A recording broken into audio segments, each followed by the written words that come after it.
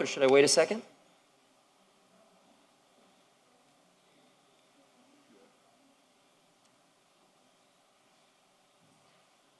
If anyone in the chambers or outside will be speaking on any planning and zoning items this afternoon, if I can please have you stand and raise your right hand.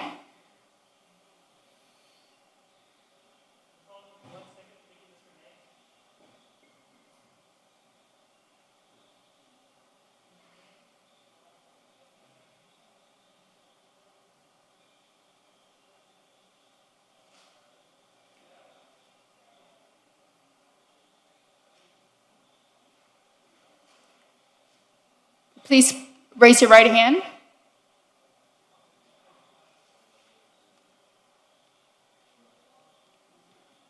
Do you swear or affirm that the testimony you're about to give this afternoon is the truth, the whole truth, and nothing but the truth? And your response, please. Thank you. Thank you, Chair. Thank you very much. All right, we are going to dispense with the morning's agenda. RE7, State Lobbying Services. Is there a motion? So moved. Is there a second? Your microphone, please. Point of information, Yes. did we get from the manager where are we with regards to this number of people and how that's going to be dealt with? Mr. Manager, would you like to update us on the State Lobbying Services RFQ? Oh, wait a minute. I will have to have a comment on that. On RE7? Yes, RE7. Yes. Well, you know, I heard that we have a pool of 7 people, 7 companies. No, the current pool that's before you has to remain intact.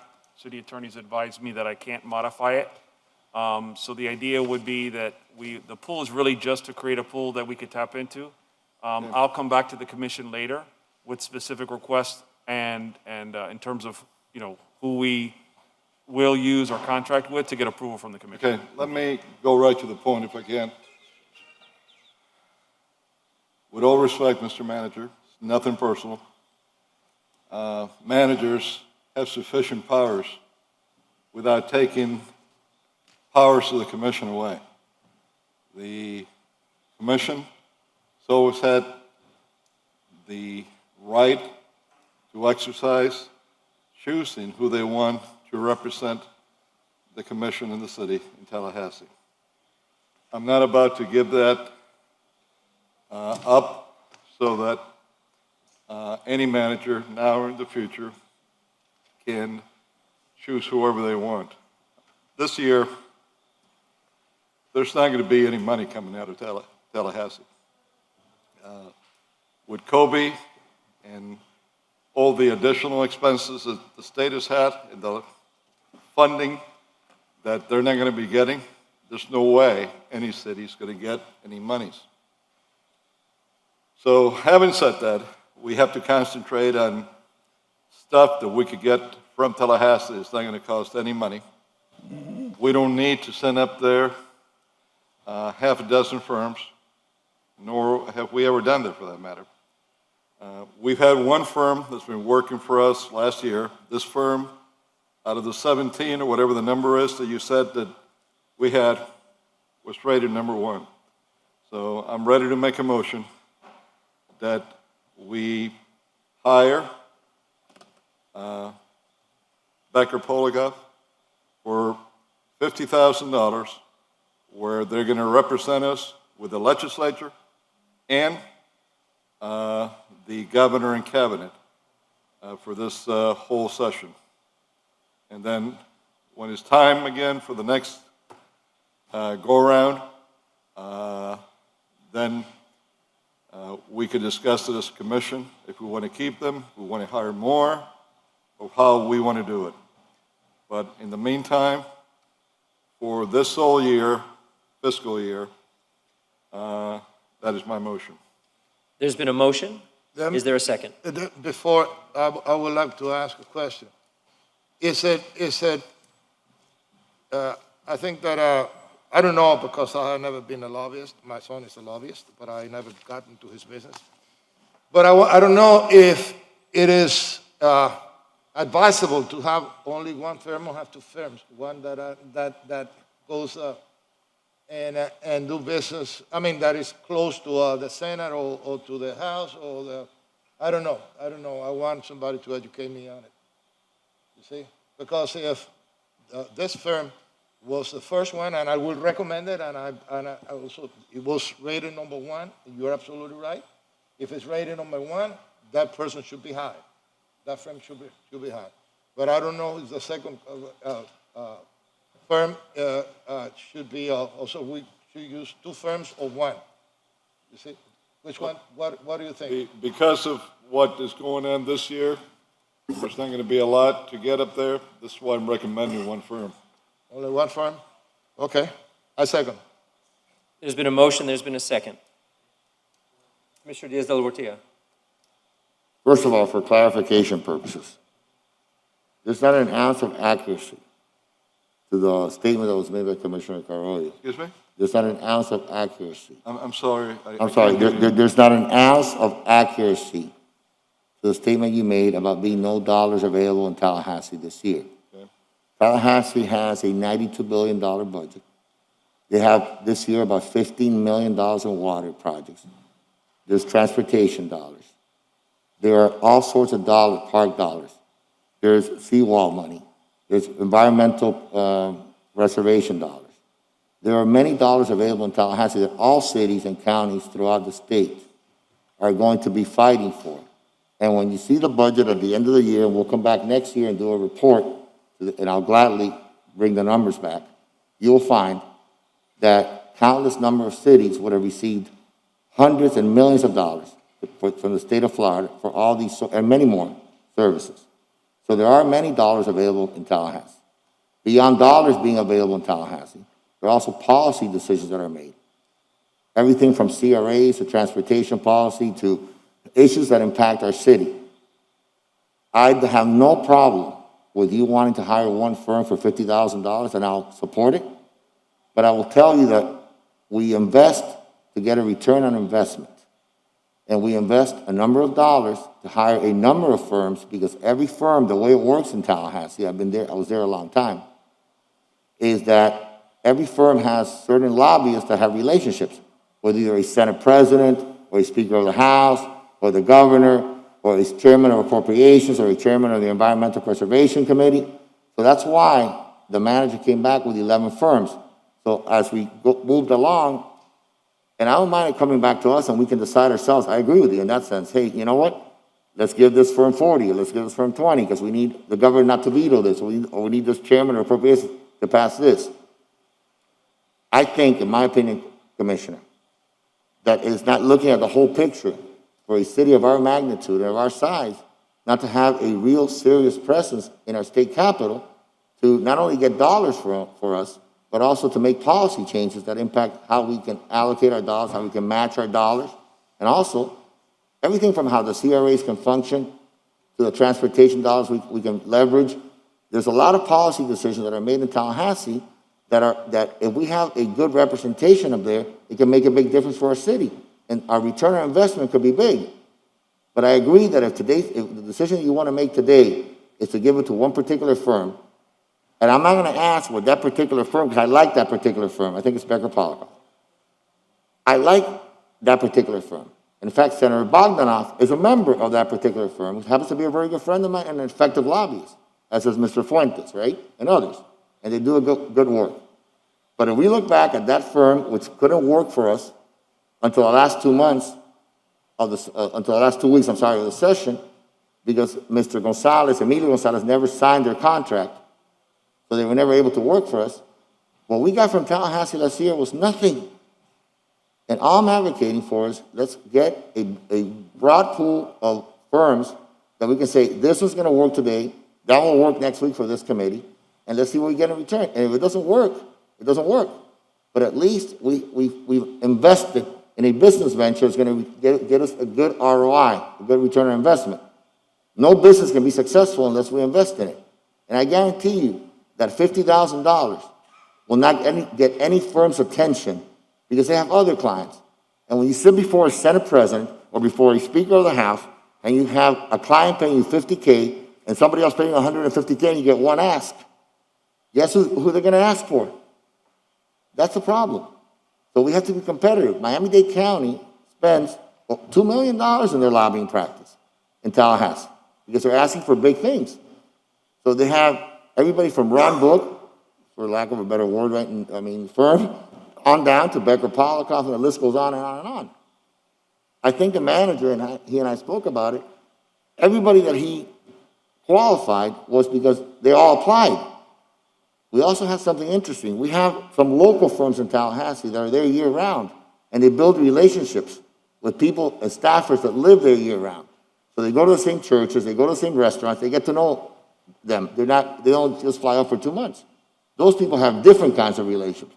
So I could tell you, X person has a relationship with X staffer or staff director of this particular committee, that's an appropriations committee. At least they have that access to have the conversation with that person for us to get more dollars. There's a very logical argument that we need to spend some dollars, whatever those dollars are, but not little dollars, to get some return on investment on what we're doing. There are going to be dollars in Tallahassee. There's $15 million just in water projects alone. It could be the Miami River, it could be Wagner Creek, it could be, Biscayne Bay, renourishment, a number of things that dollars are available that they allocate and they put in silos to send to different municipalities or counties. We want to be competitive. I will guarantee you that next year, after this session ends and the budget is signed in July, that we'll come back, we'll have a list of all these other cities in Miami-Dade County that got more dollars. Doral which you were city manager of, got more dollars last year than the city of Miami did. And that shouldn't be the case. We're the city of Miami. We're not Doral. We're not Aventura. We're a big city. We're the biggest city here. Look at the numbers. I'll gladly share them with this manager to share to the rest of the commissioners. Doral got more dollars from Tallahassee last year than the city of Miami did. And that shouldn't be the case. And that's my only argument. Question for you. So from your experience in Tallahassee, from a lobbying perspective, why do you think they did better than we did? Because they knew who to hire. They had a list. First of all, we don't even have a list of legislative priorities. And it's January 28th. It's been a month of committee weeks. Session starts in March. What they did was they come up with a list of legislative priorities. These are the top 10 or 5 or 6 or whatever you want to do. And this particular priority is, let's say it's $2 million for the Miami River or $1 million for the Miami River. And the chairman of this committee is of the Environmental Preservation Committee in the Florida House of Representatives is this guy or this girl. And they know that this lobbying firm has a good relationship with them. And that's, if you rely on someone who has knowledge and experience of how Tallahassee works, if you look at those 11 lobbying firms, there's like 80-something lobbyists. I know 65 of them. I spent 16 years up there. I can tell you, this lobbyist has a good relationship with that senator and with that president or that upcoming president or that future president or that future speaker. And that's how you do it. You do it in a methodical way.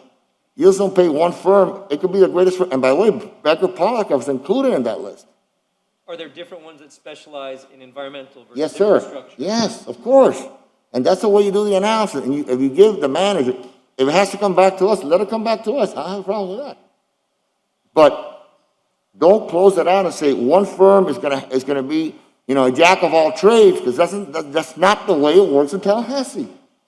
Okay. There are people that specialize in water projects. There are people that specialize in transportation. There are people that have a relationship with the next speaker of the House, or the one after that. I'll give you an example. I'll give you a really quick example, and I won't go on. A future speaker of the Florida House of Representatives is a guy from Miami by the name of Danny Perez. He's going to be Speaker of the Florida House of Representatives in 2024. That means that between now and 2024, every state house member is going to, kissing up is not the right word, but they're going to be very nice to him because they want to be named chairman of this committee and that committee. So for the next 4 years, if we have the firm that has a good relationship with that particular future speaker, then we have an upper hand in getting dollars for our city. So we have to be long-term thinkers here. Oh, we're going to spend 50, we're going to spend 100. No, we spend as much as we can, and we do an analysis within reasonable terms, of course. And we do an analysis. How much we spend? 500, and we got 5 million back. That's a heck of a return on investment. If we spend 50 and we get nothing back, because we didn't spend enough, because we were not players in the game. Then we have cities, small cities, like Doral and other cities, that get more money than the city of Miami. And that's embarrassing for my city. That's my only argument. So yes, Becker Polikoff, without a doubt, should be hired because they have a great reputation, they work hard, they do good work, and they're sort of a multifaceted in the sense that they have a lot of different relationships. But there are other firms, so my opinion should be maybe 4 or 5 firms, maybe 4 firms that are Miami-based, and maybe one that's Tallahassee-based to get some local being up there. And then we kind of get a balance and allow the manager and others to talk and sit with him and say, hey, you know what? This makes sense for us because let's say we're fighting for $2 million for the Miami River. And I can maybe recommend, maybe my experience may not be that valuable to some here, but at least in this field, I think it's pretty good. So I'll tell you, to get $2 million, we need to hire this firm because the people that work in that firm used to be the legislative assistant to this particular senator who's now the chairman of that committee. Chicken or egg, what comes first? Our legislative priorities list or choosing the lobbyists that would represent us to get that list done? Our legislative priority list. Yes. Of course. But it's not only money, it's also legislation. We have had is that, unless maybe I missed something, I haven't been given anything from anyone in the administration problem. of what legislative list we've had. And this is why I said one firm, because you all know that we're well into the legislative session. We should have had this last year. And I don't mean December. So we're now towards the end of January. I don't care who we hire. We're going to be limited in what we can do. Now, there are some dollars, I will agree with that, but there are dollars that you're going to have to put 75 to maybe get 25 or something of that sort. There's not that much money to go around this year. And the governor's going to veto more than ever before. That's why I said before to hire them for not just the legislature, but for the governor and cabinet also, so they could help us in not getting much veto if we get anything across. Commissioner Reyes. Let me just make one point to Commissioner Carlos because he made a very good point. There's one firm in that list that has a fantastic relationship with the governor of Florida. And that firm... Can I send you, or? No, I don't have a great relationship with him. I'm not the guy, but I happen to know who it is. So when session ends, that's the firm that we say, you know what, now, it's veto time. So who is that, and what number are they? I don't even know the numbers. No, I'll tell you later. But No, but here. No, We're going to do this today. Well, This is the time. Hold on a second. I think what we do today is we're going to hire the Becker Polikoff. I don't have a problem with that. Well, But let me finish my point. Very quickly. There's one Okay. firm that has a good relationship with the governor because they worked with the governor since he's got elected. So the manager can come to, we know that we as a commission can vote right after session ends, let's hire this firm to make sure we can protect it from being vetoed. That's the idea. So that flexibility is what we need. Or maybe it costs only $30,000 or 40 or 50.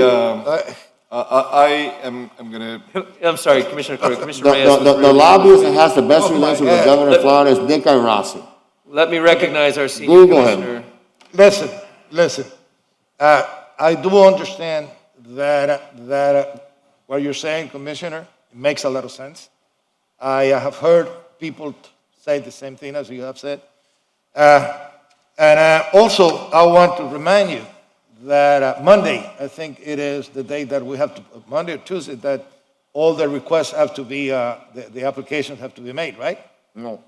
It is on this day. Okay. No. If not, we still have time. What I'm trying to say is that we need to make a decision. Now, if I know that the firm that was graded number one, that I think that should be hired. But if we have another firm, and then you are saying that there's a firm that has an excellent relationship with the governor, Because in the final analysis, who has the saying is the governor. It's his pen, you see. He either veto it. No. No, wait a minute. If it Wait a doesn't minute. make the budget, it never gets to him. That's So the right. first step is for it to make the budget. That's right.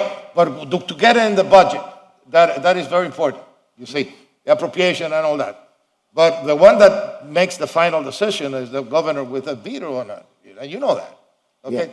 So if it is, in my opinion, it could be smart to hire another firm that has, I don't know, an insight or that had a specialty in something else. I would say in drainage or water issues or something like that.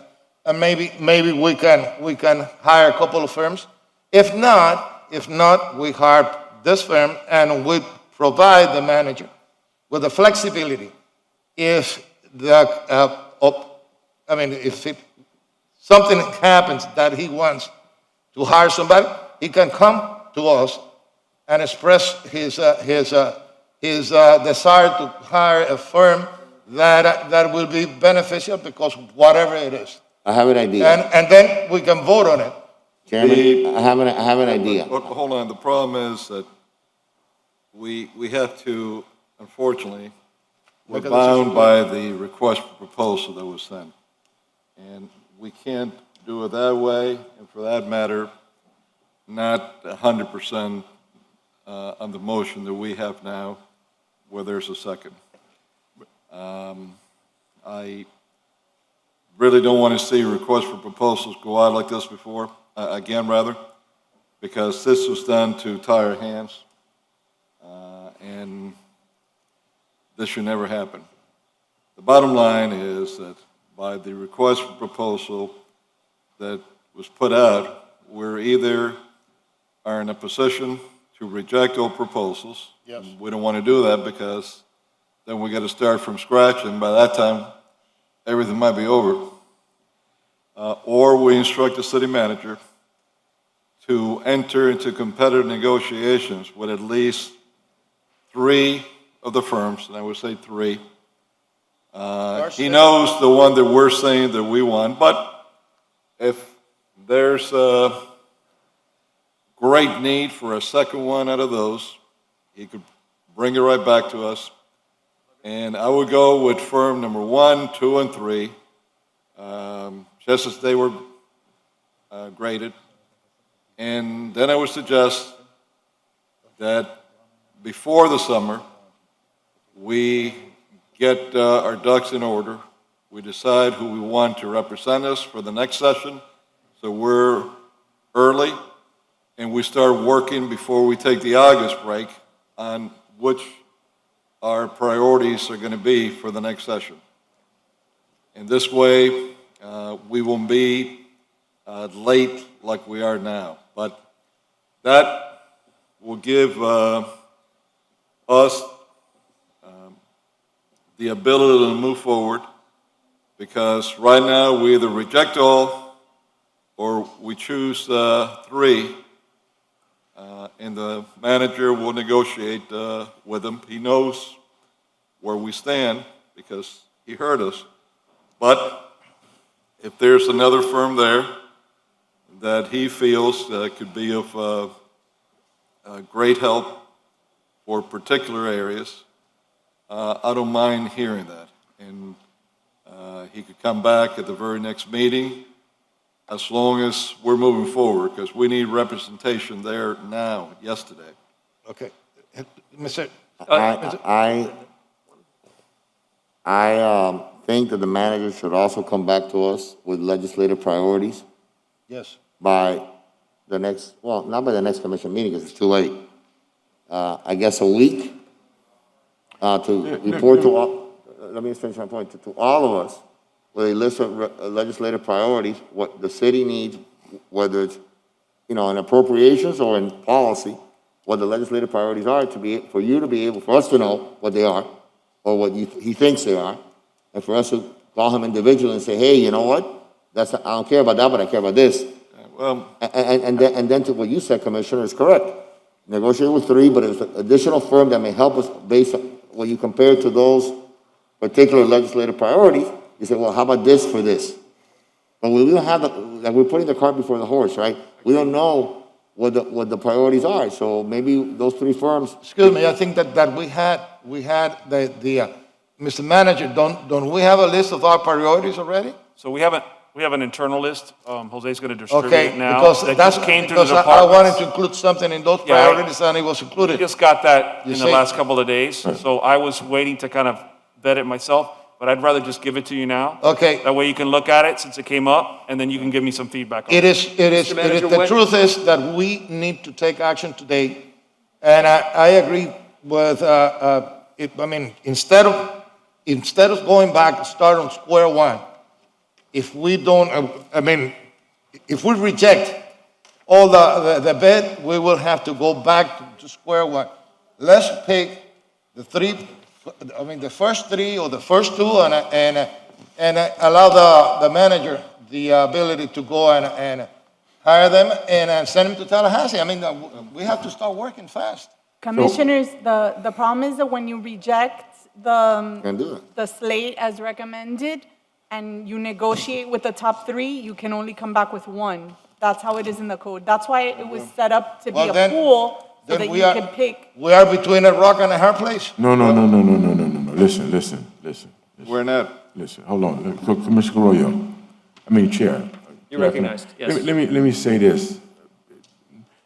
Generally speaking, based on the discussion dialogue, otherwise we'll get caught behind the eight ball.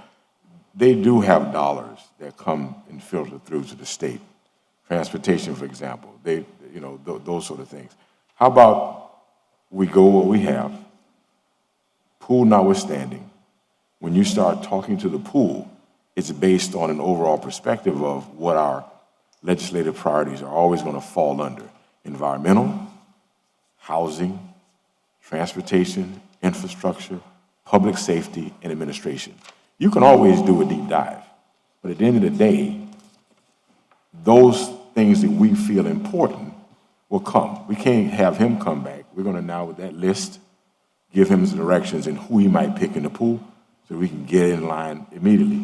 Because the longer we delay this, then the more we push ourselves out of the ability to get anything out of the process. I don't know, Commissioner, if you...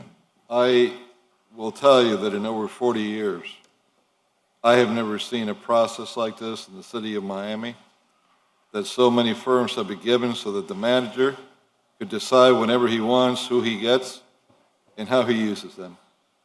Never have I seen that. Nor for that matter, never have I seen that in any other local government here before. So this is a process that, That puts us at a disadvantage. well, look, it's a process that the manager will decide. Now, the manager's got no experience on these firms up there, so who's going to tell the manager what firms to pick? It's not going to be, any of us. It's not going to be him making a decision because he don't know the firms.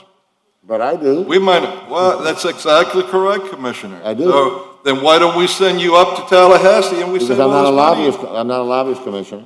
Well, no, Okay, I but can you don't have to be a but lobbyist. You can be a listen. representative No, up but- there. No, but you can, but I'll go up to Tallahassee, but at least you can listen to my experience that I have in that world that you don't.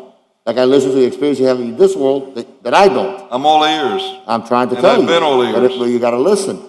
I have experience in this world, and what I'm telling you is what I think is gonna be best for our city. I know who these firms are, and I know what they represent. All I'm telling you is, I think the manager, and I had conversations with him about this, the fact that he qualified all firms is because each of those firms offers something different. We put the cart before the horse. That's our bad.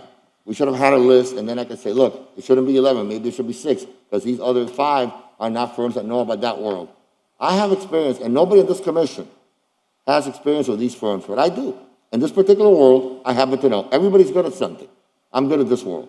I'm telling you which ones I think are going to, I know which ones are going to be good, which ones have the relationship that are going to be more. Commissioner Reyes' son is one of the most effective lobbyists in Tallahassee. He has experience in this world. He knows who is, when I go to Tallahassee, I go to people that know, right? I happen to have been in Tallahassee, so I know about Tallahassee. But if I go somewhere else, I'm going to ask people, what about this world? But this happens to be the world that I come from. And I'm telling you that if we do one firm and our priorities don't match with what that firm does, then we're gonna be screwed, honestly. So it's not, I agree with it all coming back, Commissioner, it all coming back to us. I agree with it all coming back to us. But at least let's get a good, by the way, this list of legislative priorities is not enough. Okay? All right, so. I just read it. This is nothing. Just a moment, Commissioner Reyes. I'm not, That's all I'm saying. Well, let's not get into the priority list yet, because I do as well. I think we all do, but I think, I'd like just like to get a handle on the process. Okay. Annie's here. Ms. Perez, our procurement department. So a couple questions. So the idea here was to create a pool to which we would not pay retainers to anyone until we needed them, correct? And then the idea was to come and create the list and then decide which lobbyist specialized in which function or leader that we needed to approach, correct? Correct. Now, what isn't put in here and what Commissioner Diaz-Portillo was suggesting, I believe, is that we approve the pool, but then once the list of priorities is identified and solidified, that it would come back to us to decide which representation we would like to see for which legislative priority. Right. That wasn't contemplated, but that is something we could do that would not expend any funds of the city at this moment, would leave total flexibility, but leave the decision-making power in our hands. Yes. I would be open to that, because there are several firms here who I do believe do a great job for us, and Becker and Polikoff certainly is one of them. But this might be a compromise that would work, because no one will get hired That's right. without, no one will That's get a right. dime Without- without coming to this commission first, and we'll know what they're lobbying for That's, and who they're lobbying. that's right. And I am gonna add, And I mean- I'm gonna add, Mr. Manager, during our discussions about the priorities, I requested, because I even took a trip to Tallahassee the year before last, trying to get this bill changed and allow the building department restricted balance to be used for auxiliary services, such as inspection. And that should be one of the priorities in this list. This list, with all due respect, this is not a priority list. We don't have dollars, Not even only close. for Not one. even close. You see, My teacher would say C minus, just by the. that's right. I No, mean, no, it's not even a C minus. It's a D plus. that's right. I'd like to recognize our Director of Procurement, You please. see, I mean, and I can live with that, as long as we are not hiring now and paying everybody that is in the pool, just as they need it.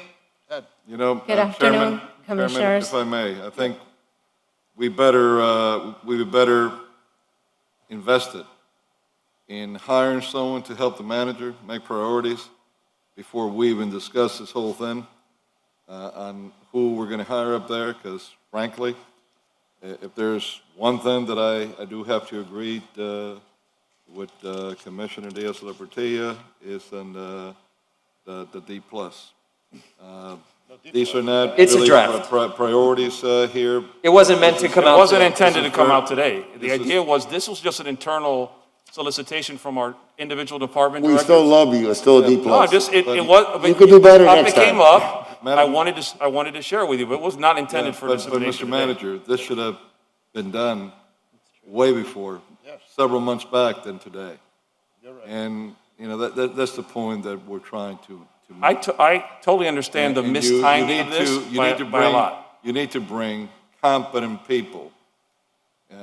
You know, don't be afraid to hire even smarter people than you, because they're only going to make you look better. All of us look better. And that's what you need. This should not have happened like this. You know, Alex talked about last year, Doral got more than the city of Miami did. You know why that happened? Because we had a manager that wanted to run everything himself. Even after the commission gave him instructions on what to do, he decided he was going to do it his way. He didn't pay one of the firms at all, I understand, until the whole session was over, because he was going to play with them, because it was the commission that told him to hire. And then he was the one up there in Tallahassee doing all the lobbying. That's why you don't have to be registered. I mean, Amelia didn't register last year. And he was up there. And this is why we got what we got. So I don't want to see, and I'm not saying, I'm not comparing you in any way to the fine colonel, but I don't want to see a repeat of last year. And I also, no matter what we're being told, know the limitations that we have in Tallahassee this year. And if you all don't think that Tallahassee is going to be really limited this year, then I guess you think we're going to have a surplus in our next fiscal year's budget. And I think all of us know that it's not going to be pretty. So, Thank you. I'd like to recognize our Director of Procurement, please. All right, good afternoon, Commissioners. Annie Perez, Director of Procurement.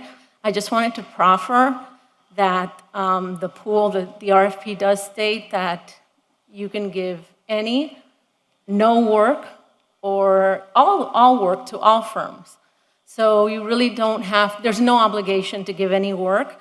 And as this legislative body wishes, you could decide, you could direct the city manager to pick, XYZ firms and direct, for those firms to be used. And then the pool would still be there, and we can also change the process whereby any future firms would come before this body. We can do that as well. We can change that in the contracts. So just wanted to proffer that. If that's the case, then I propose that we accept, there's a motion on the floor. You'd have to withdraw the. That's right. Second. And Commissioner Carollo, if that's the case, I don't know if I'm satisfied with the fact that we are not committed to anybody, that they're going to be used, but also I want the manager to take in consideration the grading of the companies. You see, which one are the ones that have been graded the highest? And also, in order not to, at this time, not to go back and restart the bidding process, I believe we should accept this, but we should demand from the city manager a list of priorities, not this, because it was graded I was a teacher, and I wouldn't give him a D-, I would give him an F. No, really, because I'm real appalled that when you talk to the person that is supposed to be our liaison, and you tell them that priorities that you have and you've been having for a few years, and I'm trying to pass, and tell us it's going to benefit, and then you don't see it no place. And then you don't see, we have so many water projects that they are almost shovel ready. You see, that should be included here too. See, in every single district, not only in mine, in every single district. So, having said that, I think that if it is the will of this commission, you see, we accept it the way it is, asking the city manager that use according to the ranking of a company and to the expertise when it is necessary, if it is necessary. But before that, they should come with a priority list that is a real priority list that includes every one of our needs. Within the next week. Within next week, that's it. let me read the resolution that we have before us. And I don't think this is what you want to vote on. A resolution of the Miami City Commission with attachments accepting the proposals received on October 19th, 2020, pursuant to request for qualifications number 1243393 from various pre-qualified firms listed in attachment A, attached and incorporated for the provisions of state lobbying service on an as-needed basis for the office of the city manager for an initial period of 5 years with the option to renew for 2 additional year periods, allocating funds from the various sources of funds of the use of department subject to the availability of funds and budgetary approval at the time of need, authorizing the city manager to negotiate and execute, not coming to the commission, a professional services agreement in a form acceptable to the city attorney, further authorizing the city manager to negotiate and execute any and all other documents, including any amendments, renewals, and extensions, subject to all allocations, appropriations, prior budgetary approvals, compliance with all applicable provisions of the Code of the City of Miami as amended, including the City of Miami's procurement ordinance, Anti-Deficiency Act, and financial integrity principles, all set forth in Chapter 18 of the City Code, in forms acceptable to the city attorney and in compliance with all applicable laws, rules, and regulations as may be deemed necessary for said purpose. Now, this resolution gives the full authority to the City of Miami, to the manager, to take action on this resolution, not this commission. Agreed, that's not the intention of this body from what we've talked about today. Can we So we need change to our- amend it. Can need we to change amend the it. language to get city manager, put city commission? Exactly what the commissioner read and say, the city commission instead of city manager, that's it. It comes back to Madam us. City Attorney, Or city attorney, however you decide. can the city, no, Unfortunately, we put out a request for qualifications. They came back, they're all qualified, so it's either you. You're misunderstanding, That's not the Madam City question. Attorney. No, That's not the I'm question. trying to get there. The question I'm is trying to this. get there. There we go, there. So the point is that the way that we had everything done is delegated through the city manager. I think the best way would be, I don't know if it was Commissioner Reyes or Commissioner Carollo that said that they would just come before, once you have your legislative priorities, they come before you and you pick who is going to That's right. work on that item. And that should be the condition. I think that would be the best that would be thing an so that amendment. you have your. An amendment that makes it Yes. conditional. Right, this is the condition that, through the manager. Yeah. That's right. You advise, based on the legislative priorities, who should work on what item as this pool is established. Absolutely. But it could come before you. Commissioner I Carollo, believe would you one of reset, you would recommended you that. reset your motion with that amendment? I would, which means I have to withdraw my motion and make a new motion with that amendment. I'd withdraw I will do it, but however, here's the biggest concern. If we were back in September, October, that's a lot easier. Right now, when are we going to decide what priorities we want up there? I'm going to bring one right today for you all to approve or not approve. Who's going to take care of business for us in the meantime up there? We got to find senators, state reps that are going to sponsor some of these bills for us. I've started working on this one already on my own. So this is the concern that I have, that I don't know, Becker, How about if I handle it for free? excuse me? How about if I handle it pro bono? I got you your sponsors. Well, you're doing it already anyway through the manager. I know, but I so, could do it directly, because the and- manager doesn't know anybody you in Tallahassee, I do. So how about if you have an issue, that you need a sponsor for it, I'll do it. Yeah. We need to pay somebody $50K for that, that's I could do it myself. Like I said, I want to get sponsors. I don't want to lose them. No, I can get you sponsors, Okay. House and Senate. Okay, very good. Let me go on. Thank you. You're welcome. So my concern is that I think we all were in agreement that Becker, we had him before. They came up as number one from all these firms. That we want Becker to be working with us. I don't know if there's anybody from Becker here, if they will be willing to hold the fort at their risk for the city until we finalize the process that we've just discussed here. He appeared like a genie. He's been here all day, he's been here since That's right, like but- 6:30 in the morning.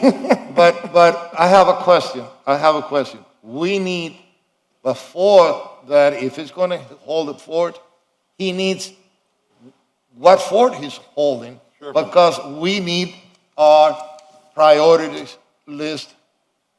You see, we need our priority list. And so we have to either meet with them tomorrow and everybody gets their own priority, or the city manager meet with them, us, and provide the list as fast as he can, so he can go start holding the fort. Because you have some priorities. I do. And I don't know if you do, Commissioner Russell, and I They're don't not know here. Commissioner Watson, but they're not there. You see? I think we need at least a week for the manager to sit with us, for us to express to him what our individual priorities are, for him to tell us what the administration would like to see, and then for us to try to, and the manager to try to put together everybody's ideas.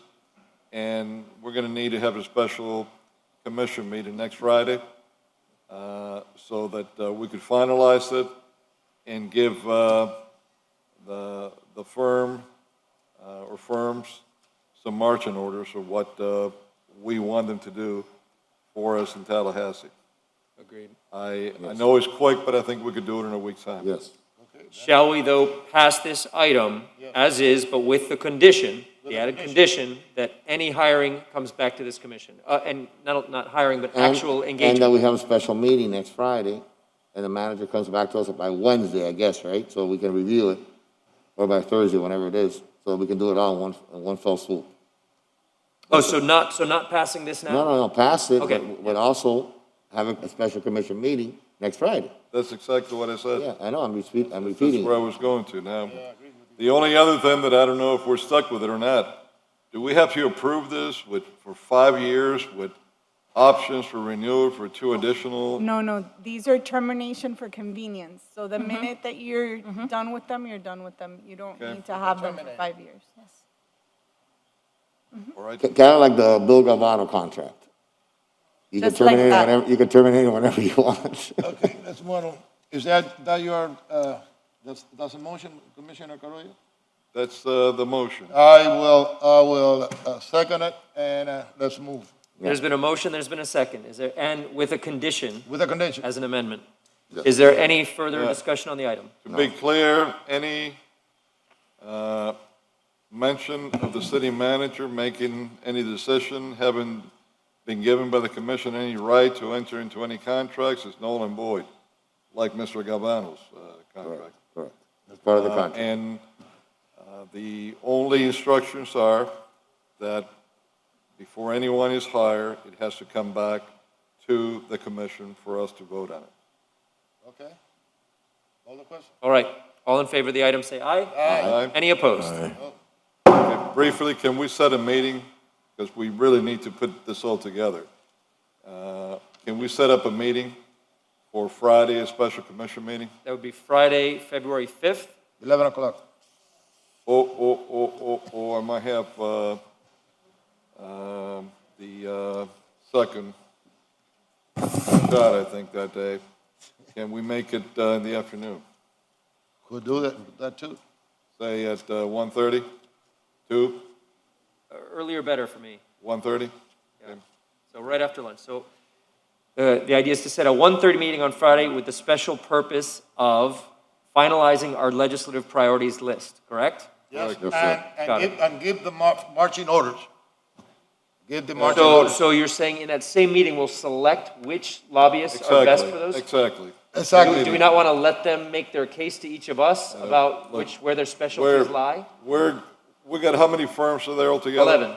11, that's a lot of firms. Each of us is smart enough and know enough people in Tallahassee to be able to do our homework and come here Friday, appraise of who could do what, and, go from there. But I just may not know which lobbyist may have specialties or relationships on one of those legislative items. Well, That you're gonna I'd have like to to let get, them let me know. you're gonna have to get your own consultant. The manager's got his, our colleague over there, you gotta get your own. Well, I'm guessing There's they'll no all be conflict. here on that day anyway, so we can ask them then. All right, so that gives a pretty broad scope of the meeting. Is there anything else anyone would like to add to Yes. the meeting before we set no, it? For the meeting, that's fine. Now, here, I do want to bring up, Do you need a motion, Madam City Attorney, for that? It needs to be an yeah, amendment. for the special meeting, Oh, for the yes. special meeting, yes. Yeah, but- there's a motion for the special meeting. There's a at motion, is 1:30. there a I'll second it. second? I'll second it. Seconded by Commissioner Diaz And Portilla. the reason for the special meeting are the reasons so stated here.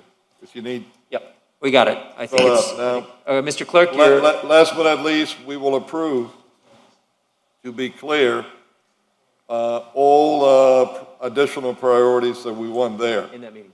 In the meantime, well, let's take a vote. Let's finalize that vote. Mr. Clerk, you had a question? Thank you, Chair. Yes, I understand the purpose of the special meeting, finalizing the city's legislative priorities list, and the second component, I just want to make sure I'm crystal clear. Was that the selection of the city's lobbyists?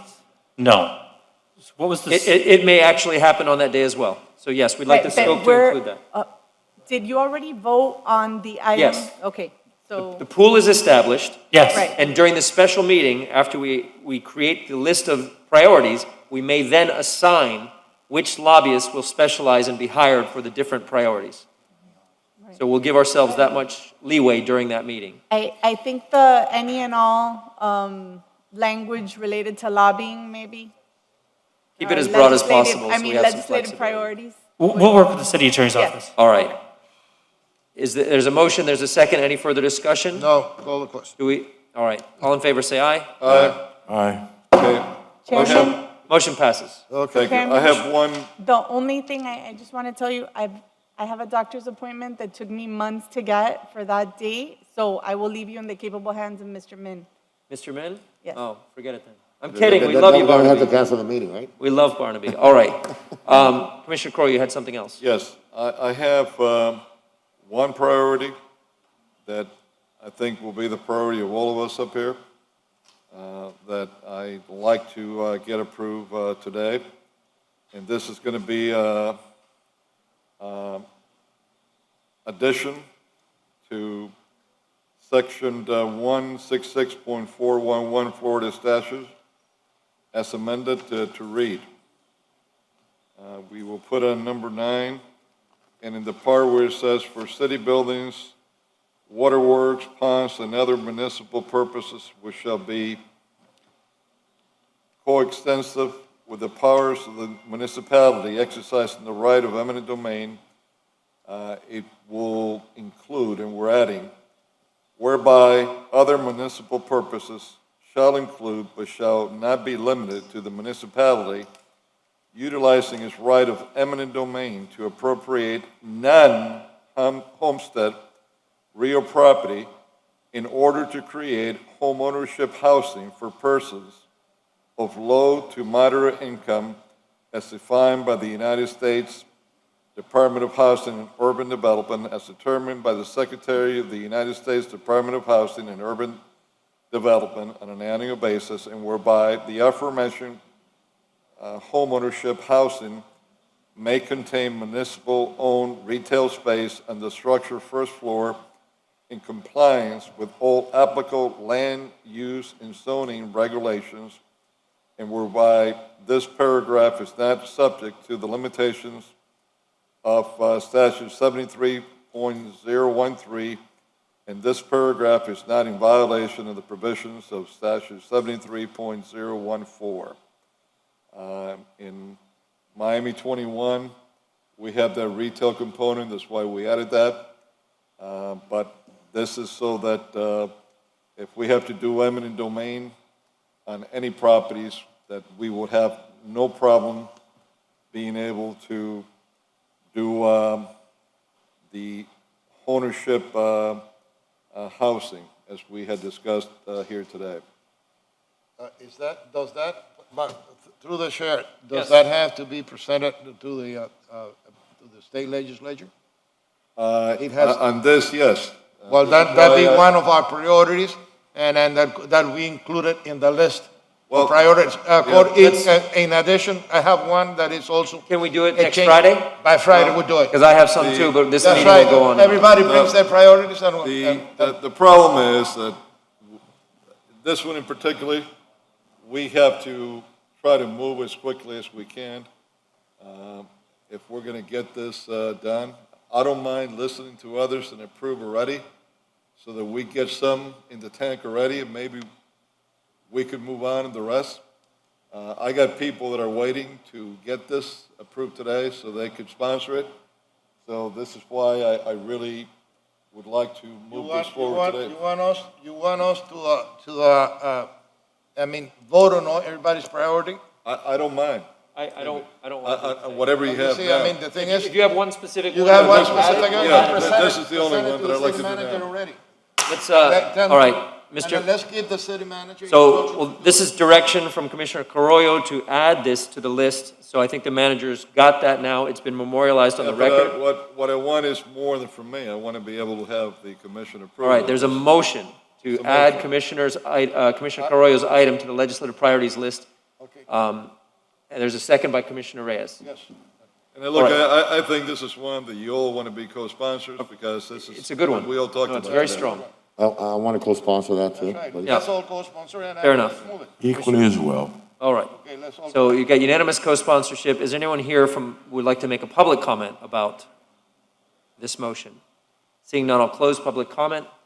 Any further discussion? All in favor, say aye. Aye. Any opposed? Motion passes. Thank very you, and much. we'll start moving at it right today. Thank you very much.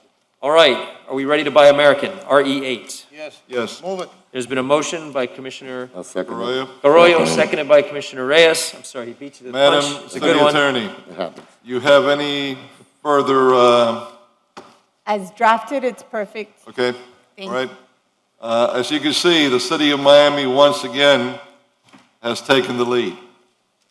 You know, we're ahead of our times. You notice that the president-elect took notice of what we were presenting last week when we deferred to make it even better, and he quickly moved to get ahead of us. And he passed basically the same similar resolution that we are passing today. And are we co-sponsor, Mr. City Clerk? I am a co-sponsor of this. I want to co-sponsor it also. Okay. You all were, I think, all of you. Oh, we're all in. I believe we already all were on Okay. there. We already co-sponsor it. God bless America. Any further discussion? No? Hearing none, all in favor say aye. Aye. Any opposed? Motion passes. Madam City Attorney, could you read FRs 3, 4, and 5 into the record, please?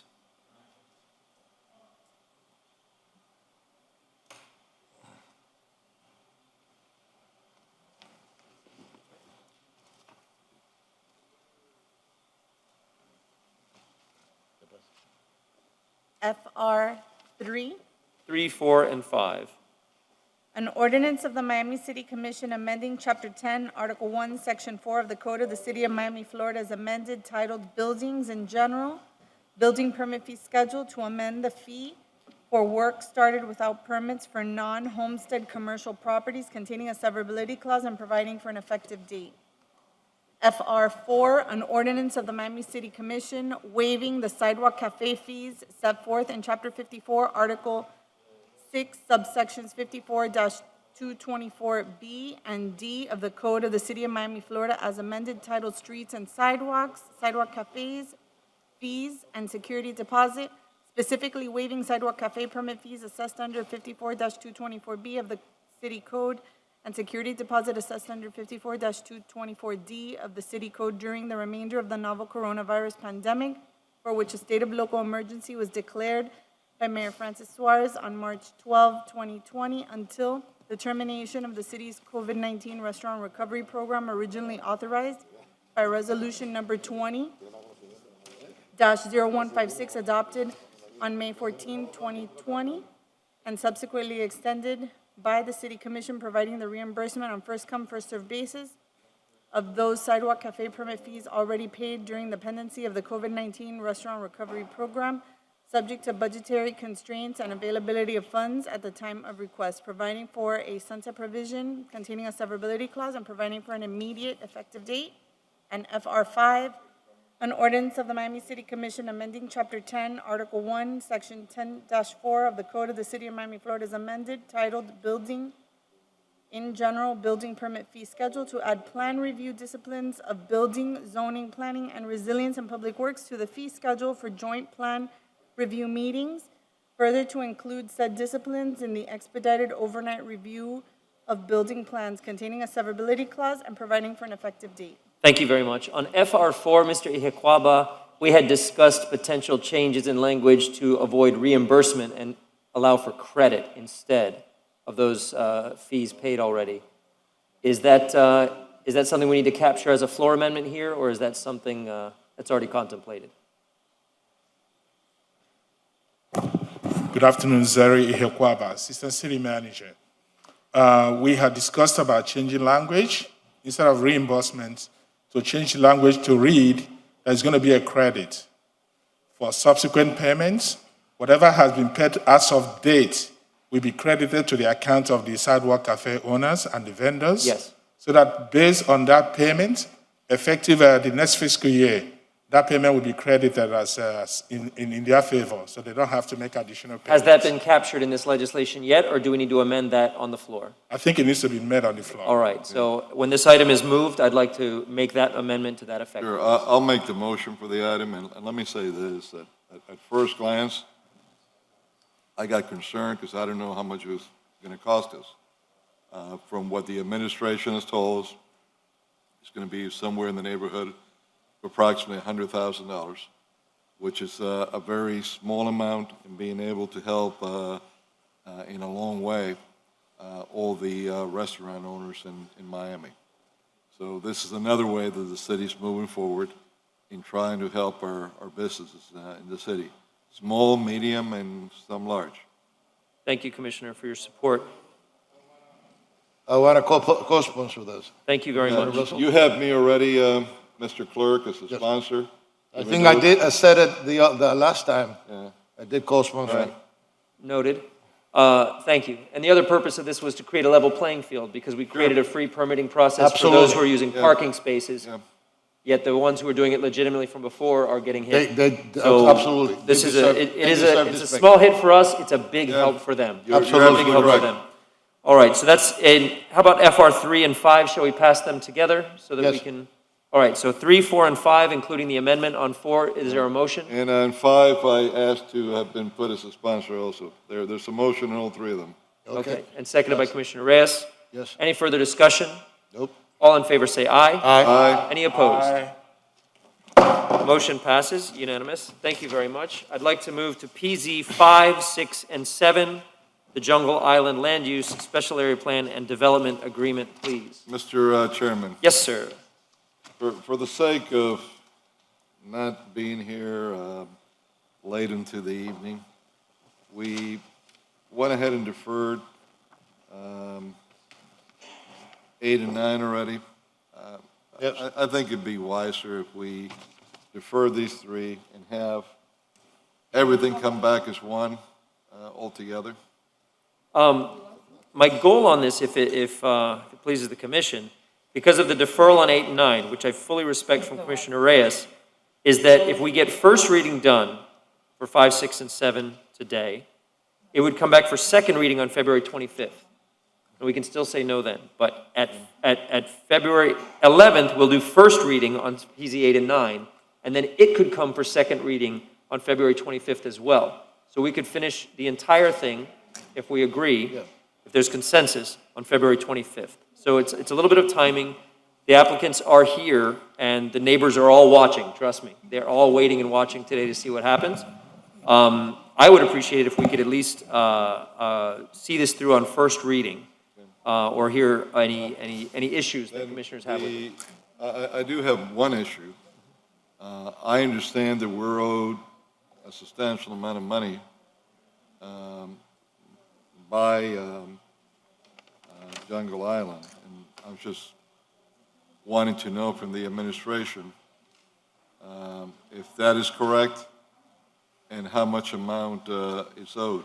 That's why I prefer in a big way if we would bring it all back together so that a lot of this, that I haven't had the time to speak to the administration, to truly speak to the representatives of Jungle Island, we could do it in a way that is more amicable instead of up here like this, but, Are you familiar with the financial accounts with Jungle Island? Mr. Director? All right. Commissioner Croy has a very specific question, which is very pertinent to moving forward. Yes. Are there finances owed to the city that are currently delinquent, and what, if so, what is the reason? Right, Dream can address that. Good afternoon, Mark Burns, lease manager with Department of Real Estate and Asset Management. Approximate numbers, as far as, what was the question? If you could reiterate. Do they owe us money? They owe us, there's many different parts that they owe, yes, but we have an outstanding loan amount with the city's portion of about $13,822,000, a deferred rent amount of $853,000, and outstanding rent approximately $920,000. Has that been contemplated in this new development agreement to, obviously, the business model that was in place was a failing business model originally. There was a time when it was a successful business model. But in where we are today, they're bringing a new concept that they believe will be profitable. It's taken us now, 4 years to get to here. Is their delinquency due to that change of model, plus hurricanes, plus COVID, et cetera, and this development agreement addresses that, contemplates that, and gets us our money back? Or do we need to take care of those debts prior to moving forward? They need to be taken care of, whether they get taken care of before or after, they need to be taken care of. They're not in the department. Right, but are they even capable of taking care of the debt without moving forward financially with the new business model, which is the Adventure Eco Park, the hotel, et cetera? That would be a question for them, I would think. Got it. So you are correct, Commissioner. There are significant outstanding debts. both- look, I respectfully would prefer, instead of getting into all this, if we could, here today, if we could have a little more time, so I could better understand some of this from the administration side, from them. Commissioner, See, can you get closer to the microphone? I'm sorry. I would respectfully request, again, if we could defer this, so that it's a lot of money that you just told us about, and it's from 3 different pots. So I really need to sit down, go over very carefully what you have given me, be able to speak to you and others in the administration about it. I need to speak to their main person, not lobbyists, not, attorneys, the people that are going to be responsible, so that I know exactly where we're going with this. And, this is going to be more time-consuming than really I'd like to be here today for. And it's one opinion up here anyway. So It's a lot of money. Right, so you would not be open to a first reading vote and working on that between first and second? I would not in this one because of everything that you just heard. Understood. And frankly, that's something that, again, we should have had some time ago to know everything involved. I didn't hear about all this until early this morning, as a matter of fact. And it's obviously in my district, and I've been working on it for several years, so I am, but I would understand that you haven't gotten up to speed on it yet. Commissioner Diaz-Portilla. I have heard about it. In fact, I asked a question. I've been hearing about it for a long time. When I met with the Jungle Island representatives, back then I think it was like $11 million. It's grown because of the rent abatement and everything else that's happened. But I was fully aware of the issue. I was informed by staff yesterday and by the lobbyists or the representatives that one thing is not related to the other.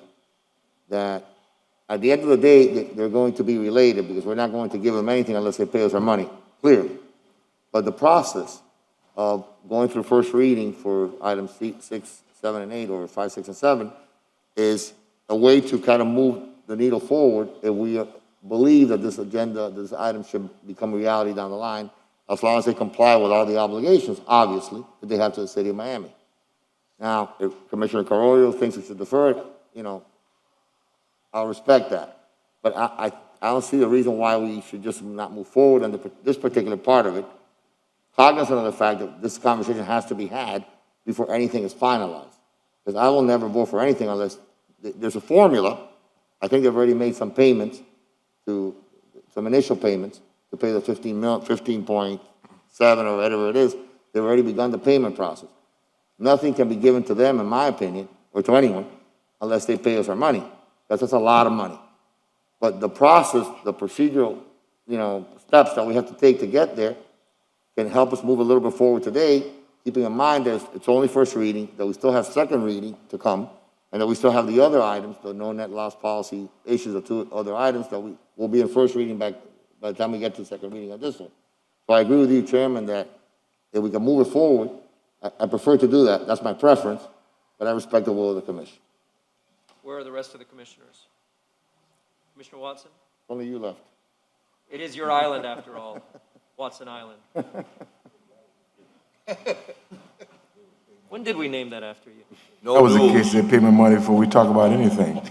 Listen, if we have an opportunity to move this through the process and discuss what needs to happen, then I would favor doing that, since that's your place, your district, however it affects the entire city and our finances. So if that's what we're doing without exceeding our position, then hopefully it's incumbent upon them to make sure they get us very informed as we go forward in those stages you elaborately put out before anything else happens. So you would be open to discussing this today and possibly a first reading vote if... Well, two items, let me be correct now. 2 items have been deferred. Yes. 8 and 9. Yes, the no net loss part. Right. Yes. The other 3 we're listening to on first reading. Today. They're Commissioner asking. Carollo is requesting a deferral. I'm Is there a requesting- timing issue at all? I'm sorry? Is there a timing issue with respect to this? So, yes, the goal, that way we would be able to get to second reading by February 25th. Otherwise, it'll delay the entire process another month entirely, because we'll get to first reading, and then the second reading will come beyond. But I mean, is there some sort of timing issue as relates to getting to first or second reading? So I'm going to recognize in a moment Yes. the representative of Jungle Island. It's not my time urgency. I can give you a very, very brief history. This came to us when they first purchased the property, and they wanted to change the business model. They came to us. And when they were contemplating a hotel, I advised them they need to go to the voters. And the first year they tried to get on the ballot to go to the voters, we did not let it get to the ballot because there wasn't enough neighborhood engagement with 1000 Venetian and some of the neighbors you heard from today. The entire next year they spent working with those neighbors. And by the next year, we had enough engagement and consensus to go to the ballot for the whole city, and they were successful at the ballot.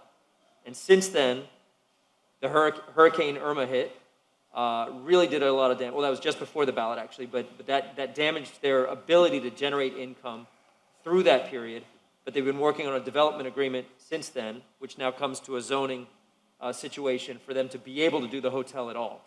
So the urgency is that this is actually our asset, not theirs. And its lack of performance is our loss as well. And so we want to see them successful. This is not just like an outside developer coming to do a project on their own. We want this to be successful. And I'm confident that we have kept the neighbors at the table throughout this entire process, and we'll do so even between now and second reading if there's changes that need to be made to ensure their quality of life. But I am comfortable moving forward, but will listen to the applicant with regard to their time urgencies, because I'm sure from a financial perspective, there are some. So I'm comfortable moving forward today on first reading, know that we have no commitment for second reading, and I do believe that. Regardless of first reading votes, there is no momentum that cannot be stopped if this is not right for the city, or we haven't thought of something. But I'm comfortable today. to see where we are. And I'm comfortable respecting Commissioner Reyes on the deferral of the no net loss, because we have time to contemplate that before we get to second reading. So I'd like to recognize Spencer Crowley, who's representing Jungle Island, and if you could address a couple of questions. Thank you, heard Mr. up here. Chair. Thank you. Yes, Spencer Crowley, 98 Southeast 7th Street, Miami, Florida. Commissioner Watson, yes, there is a time issue. We have a lease with the city, and we're required to obtain building permits for the project by a certain deadline. And so that's what we're working towards in terms of timing. Regarding the outstanding payments, just a clarification, the number that Mr. Burns mentioned is a gross number that's due by 2030. That's not all in default at this point. Last year, we actually came to the City Finance Committee and proposed to advance all of those payments and make those payments in one lump sum last year. When the City Finance Committee approved that as a recommendation to Commission, and while the item was pending Commission, the pandemic hit. So all the revenues from Jungle Island have evaporated, and it was no longer possible to make that one lump sum payment. So during the pandemic, at some point last summer, Jungle Island came to the city and said, look, we'd like to work out a deal, which is to pay a portion of the outstanding debt, about $8 million up front, and then the remainder of the $5 million, pay it over 3 years. That was a proposal that we made to the city and is still pending feedback from the city. So we understand what's out there. We know that it has to be done. We're ready to strike a deal with the city on that. And certainly the city commission will have plenty of opportunities to make sure that is done prior to getting a building permit or even prior to second reading. And one last point I'll make, Mr. Chair. The restructuring of that debt is something that is really contingent upon us being able to move forward with the entitlements so that the financing that we're trying to secure has some level of certainty that this project is proceeding. So the financial restructuring of the debt is, in some respects, contingent upon us getting these approvals. So, of course, we would respect the will of the body, but we're here. I have a 15-minute presentation. Let's hold on that for now. Sure, of Yeah. course, but we're ready if it's the will Thank of you. the board. Mr. Burns, the original question to you is, what are they delinquent at this point? Now, what was explained to us just now is under the original agreement, they would not be delinquent on this vast amount for another 9 years. But they came back and proposed a different arrangement to front load it, which was agreed to, which they now cannot do. So is it exactly accurate what you said that they're delinquent on? So the way that the agreement works is that there's two parts. They can either pay the entire sum interest-free, which is around $13 million, which date has passed, or they can, if they don't pay it by a certain date, which I believe was January of 2020, it's over a 10-year period, it's a monthly amount that they have to pay. So I would have to do the calculations, but what he said is correct. But so technically, they haven't paid the full lump sum, so technically additional interest would be owed on top of what it is. So the full amount, correct, is not technically due today, but I think the game plan for them is to pay it all in one lump sum, like has been discussed. But is that payment contingent on the financing that you need, which would be only available once you get this zoning? Yes. Right, so it's a bit of a chicken or egg situation here. Right. Or a Well, catch-22. Now, in that case, That's always been the case, that the payment was going to be contingent and them being able to go forward with this, because if not, the numbers were not going to work. Right, So, I'm not questioning that. got it. I'm questioning really what is owed. And then you got two smaller numbers that, I know they're smaller, so we tend to forget the smaller things. But those are more critical for me, because the bigger number they were carrying from before, when the deal was done with, the old firm that was there. Am I correct in that? the big number that we've been talking about here. The 13 million. Yeah, that's what you've been carrying from when you bought out Jungle Island. Correct, right. Okay, so, well, hold on, he's got, Permission to speak? Eli for ESJ. When we purchased the property, it was owing about 20. In the 3.5 years that we had it, even 2 years were closed, we paid down all of the HUD loan, which is about 6 million. So we are making payments, right, but. very advanced payments, and this last lag of 13 million, as Mark Burns and Spencer explained, is not owed. What is owed is maybe $1.5 million. If we Right, finish I- this year, it'll be 2 million. True, true, and that's so- understood. The only point that I'm making is that those 13 million were from before. When you bought it, you're carrying that. Yes, sir. We carried that. That's all that I'm making. Yes, So, the correct. part that, and that I've always understood, because actually,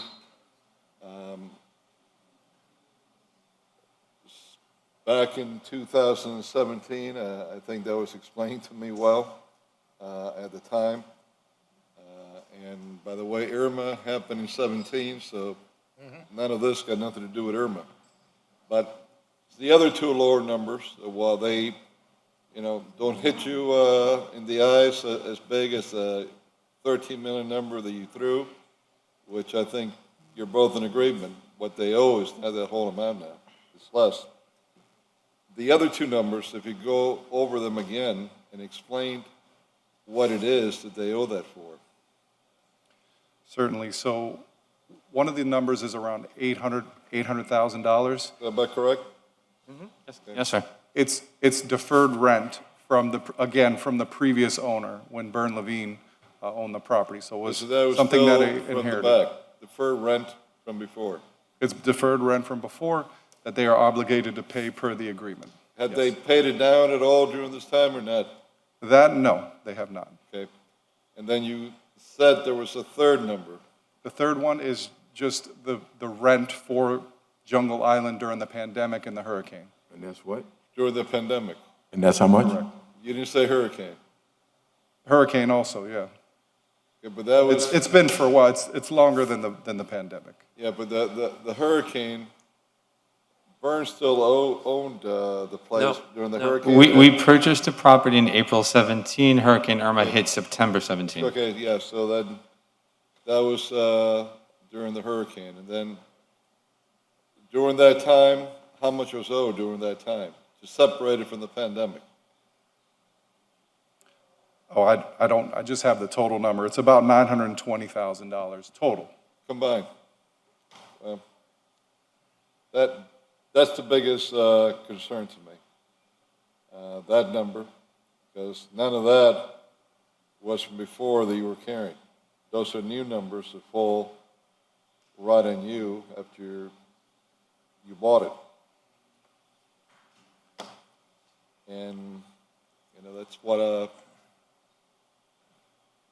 the number I want to zero in on.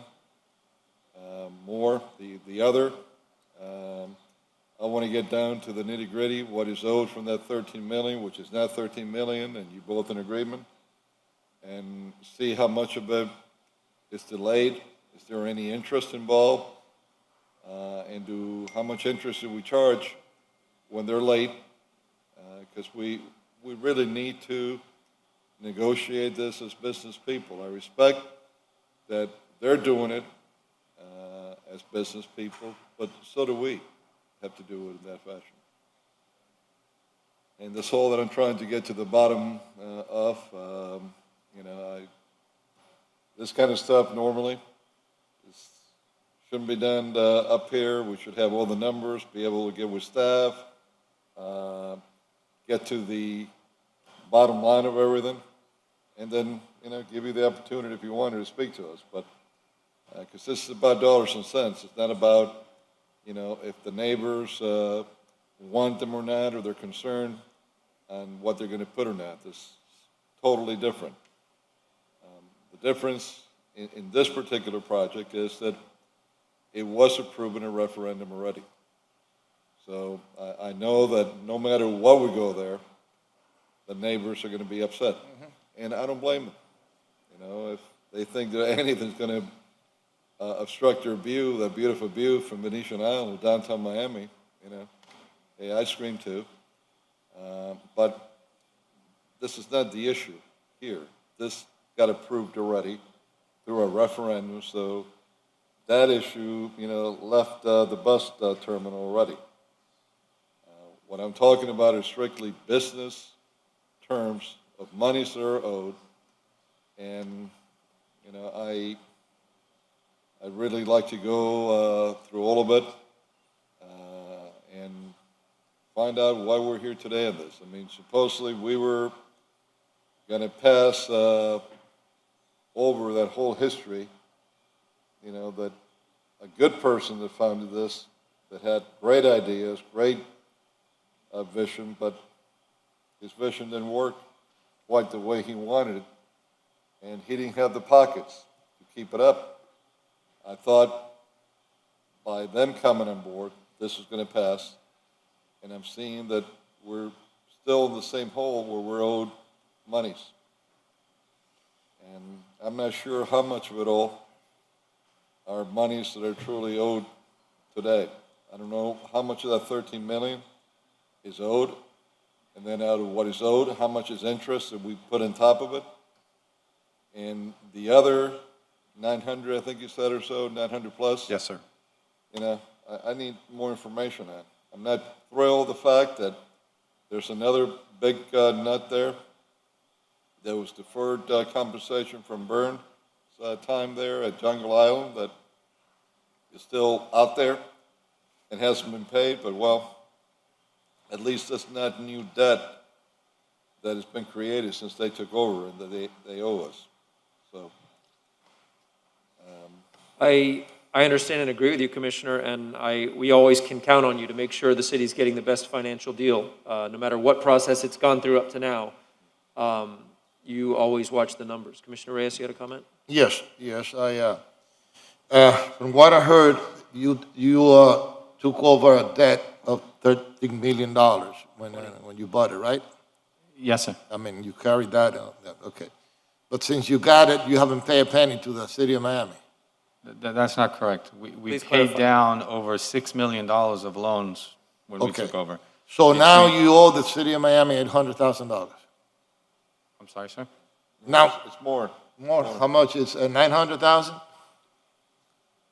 For the rent is approximately $900,000. New debt. That's a new debt. I do understand that the debt that you carried, but I mean, we have to act like business people, right? Yes, sir. And could you, between the first reading and the second reading, start making payments, or can you arrange with the city manager?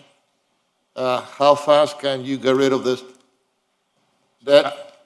As Spencer explained before, because of what happened in the last year, and it's okay that Mark's quoting $900,000 or whatever the number is, we were mandated to close for now 10 months.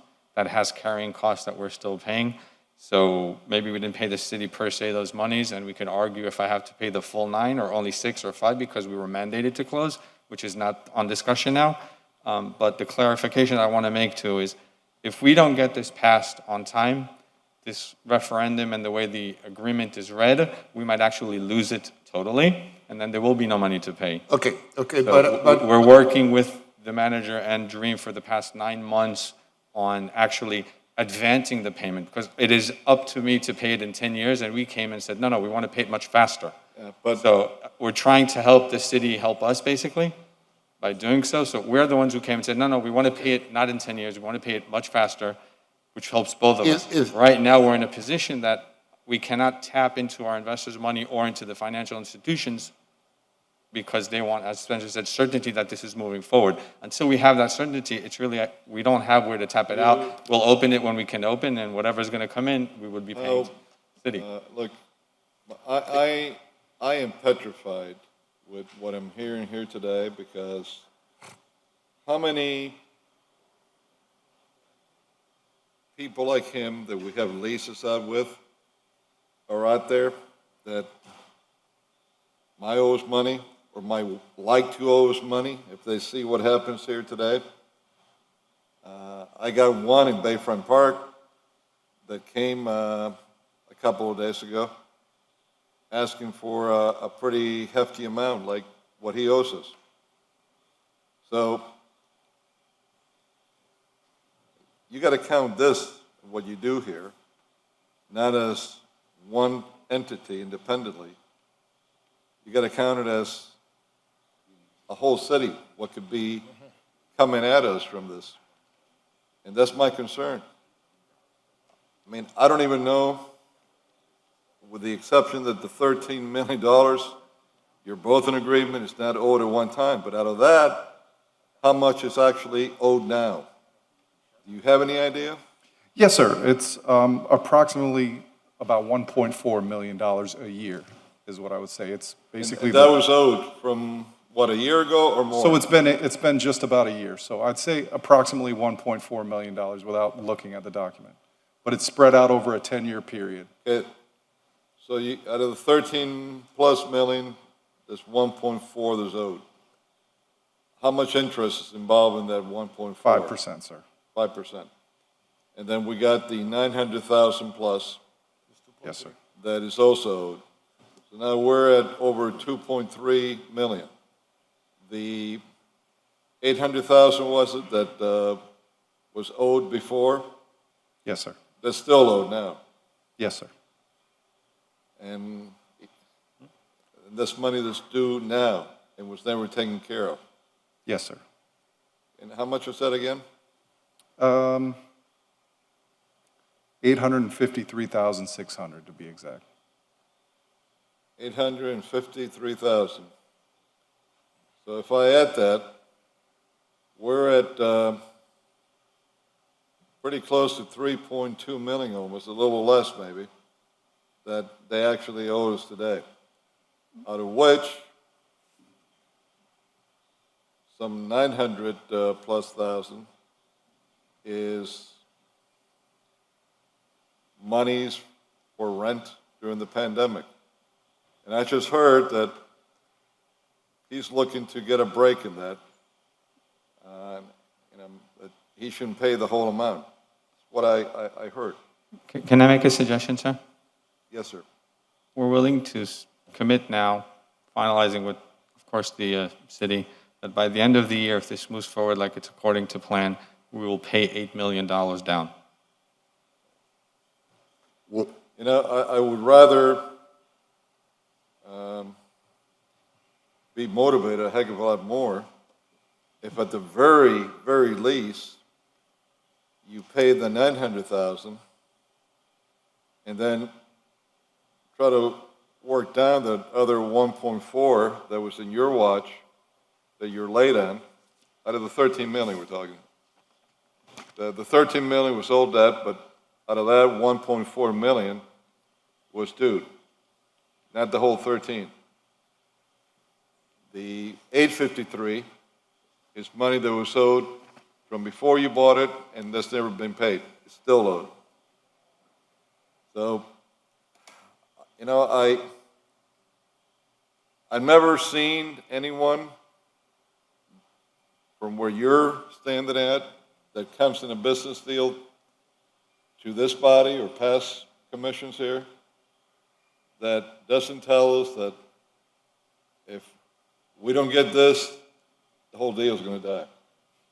I cannot for the life of me believe that based on conversations that we have from years past and what you told me you were going to accomplish and so on, that for such little money compared to what you spent already and to what you're saying you're going to invest in here, that this project would go down the drain. I can't believe that. Because at the end of the day, what is going to make or break this project is not anything in Jungle Island. It's going to be the hotel. That's going to be the money maker. for the overall project. And with that, I agree. If you don't have the hotel, this won't go forward.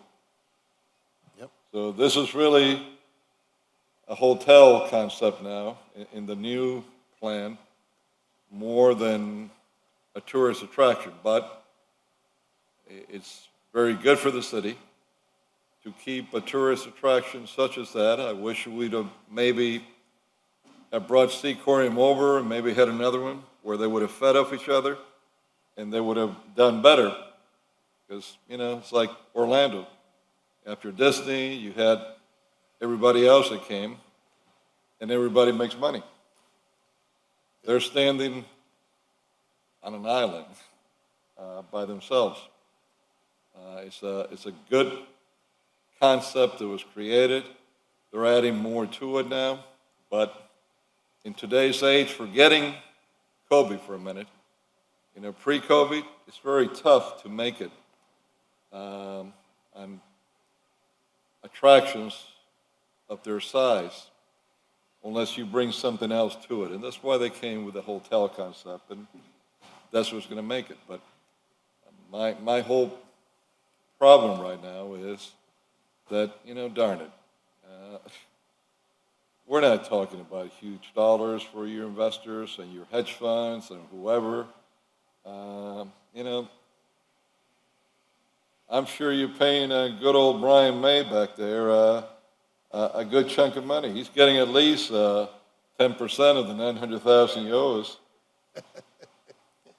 Yeah. Yeah. But, so,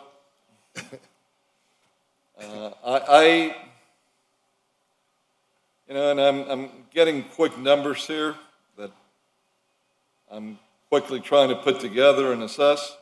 But I think you're all seeing here that we need to work this a little more and bring it back. He could do better. I think that he could convince me for the next meeting to move quickly.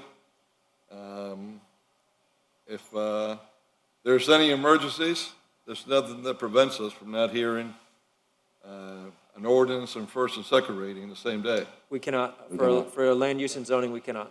Okay, well, then I stand corrected that one. But nevertheless, they're the ones that have waited all this time. No, we have not. You haven't. That's not true, sir. Okay, so explain that one to me. I'd like to hear that one too. We've been working with the city and planning for over a year now. The first time we started this SAP was in 2019. But waiting for and working for what? Working with the city. This process has taken over a year and 4 months, if I'm not mistaken. To be able to come back to us? I'm sorry, sir? To be able to come back to us here for... The referendum was passed in 2018. Yes, sir. So we submitted these applications in September of 2019. And it's taken that amount of time to get to the city commission, yes, sir. Has anybody from the city asked you to pay up the money that you're late with? Well, not during the context of my negotiations and discussions, which have been mostly with planning and Oh, attorneys. sure, and I planning. understand you have the legal side, but has anyone from the city asked you to pay up anything? Asked you for money? As Spencer said before, we started negotiating with the city. I think it was in November 19 that the City Finance Committee basically approved or recommended one of the ways we wanted to pay the whole amount up. And then pandemic hit, and we came back and said, well, we can't pay the full 13 in one shot. We want to split it, and that's where we are today. Yeah, but you didn't owe the whole 13 in one shot. I'm sorry, sir? What you owe now is 1.4 approximately. So I'm not worrying about that. You had volunteered that, from what I understood? Yes, sir. Paying more? It's not volunteering, it's because the way we stack our debt afterwards, when we have to come in and we have the hotel approved, we're going to go get a construction loan, and any institution is not going to give me a construction loan when I have a second and a third and a first mortgage with the city.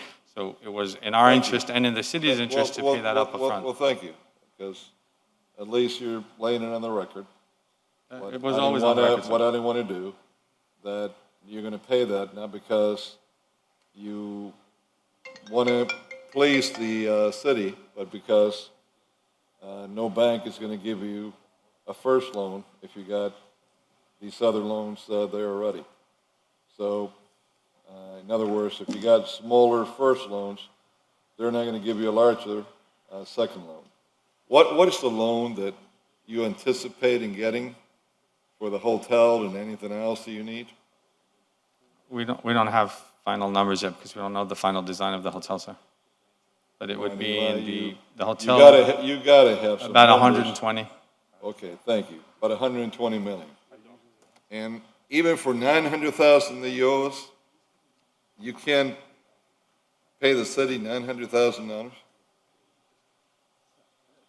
Commissioner, you're making it sound as if we're not making any payments and we didn't pay anything for the past 2.5 years. I'm talking sorry. about what is owed. Right now, we I'm- cannot make look, that payment, no. Well, that's the point that I'm making. I'm not making it sound like anything. I'm, Okay. putting in the record exactly what it is. For the last year, we haven't received any of these payments. That's not. Everybody's hurting, but I'm going to tell you this. No, we paid for last year. For this last year, the park was mostly closed. And for the portion of the park that was open, the beach club, we made the full payment for 2020. Bottom line is, and this has been established, unless you tell me that it's wrong and you haven't said that, I think you acknowledge it. There's about $900,000 that you're behind from this past year up to now. He stated that out of the 13 plus million, it's actually 1.4 million that you're late on. And that there was an amount that was owed since your predecessor still had it, of $853,000 that was never cured. So on that point, I want to also make clarification. When we took it over, it was 2 million and something. And because we advanced and paid off the HUD loans to the federal government, it was an agreement that the city signed a resolution before we even came in that it would reduce it to the 853. So technically, because we advanced payments much faster than we were supposed to, we got that credit. Yeah, I'm just placing in the record what Mr. Burns gave me. There's approximately some $3.2 million, give or take a few $1,000s either way, that you're late on. No, sorry. Okay. Commissioner Reyes. You're not late on that. I have to make a disclosure. I did meet with I'm them. sorry. I don't know if you met with somebody else, but I did meet with them, and the finances were never discussed in that meeting. But the way that I look at it, I see this. You see, it is either which one is first, the chicken or the hen. We have a project that they cannot start unless we pass it. But also, we as a city, we need to get paid. And what I'm asking is for, an answer. Can you, by any means, can you make a commitment that what it is owed, it will be paid within, I would say, a period of time, that it won't be carried for years or anything, before you start building, you pay us, and the city will have the power to hold all the permits, and hold all the permits and hold the project if you don't pay us what you owe us. Madam City Attorney, you're listening to what Commissioner Reyes is saying, because I think this is very key that you guys, you and your assistants, are all listening to this. Okay. Absolutely, yes, sir. We are willing to commit that we will pay per our agreement if it's the 8.5 or whatever number before we get the building permit, or you can hold off on the building permit before that money is paid. Yes. Okay, could that, you can set a period of time, see, in order for you guys to do that. If everything comes, if we approve the another laws, and if in second reading, we decide, the deal is made, and if it is approved by the rest of the commission, then we move forward, and if you stop any payments, we'll stop the job. We can commit to that, yes, sir. Okay? Commissioner Carollo? Just a moment. Commissioner Diaz de la Portilla. No, hold on. Okay. Commissioner Carollo? Yeah, look, I would agree to something that you have with specific dates, because who knows when they might want to start asking for permits or what have you. This could be, you know, their neighbor across Watson Island all over again. If we approve something and years later, nothing was done. And then look what happened. And the same lobbyist that represented his neighbor across the street and cost the city $20 million, there he is, and you guys are all smiling at him like, you know, he's just won the lottery. So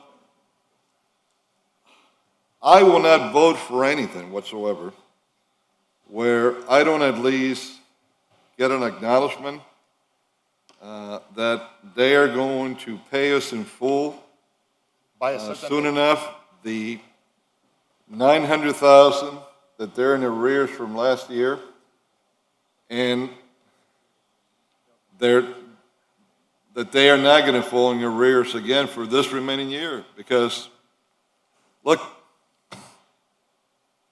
we let this go like this. I'm telling you guys, you're going to have every leaseholder that we have in the city that's going to be coming up here and telling us the same thing they are.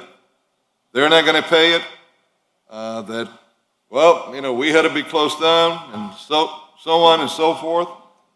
And the hole that we're going to have then comes October 1st, and next year's fiscal year's budget is going to be, forget about the donut. It's just going to be one big hole. So.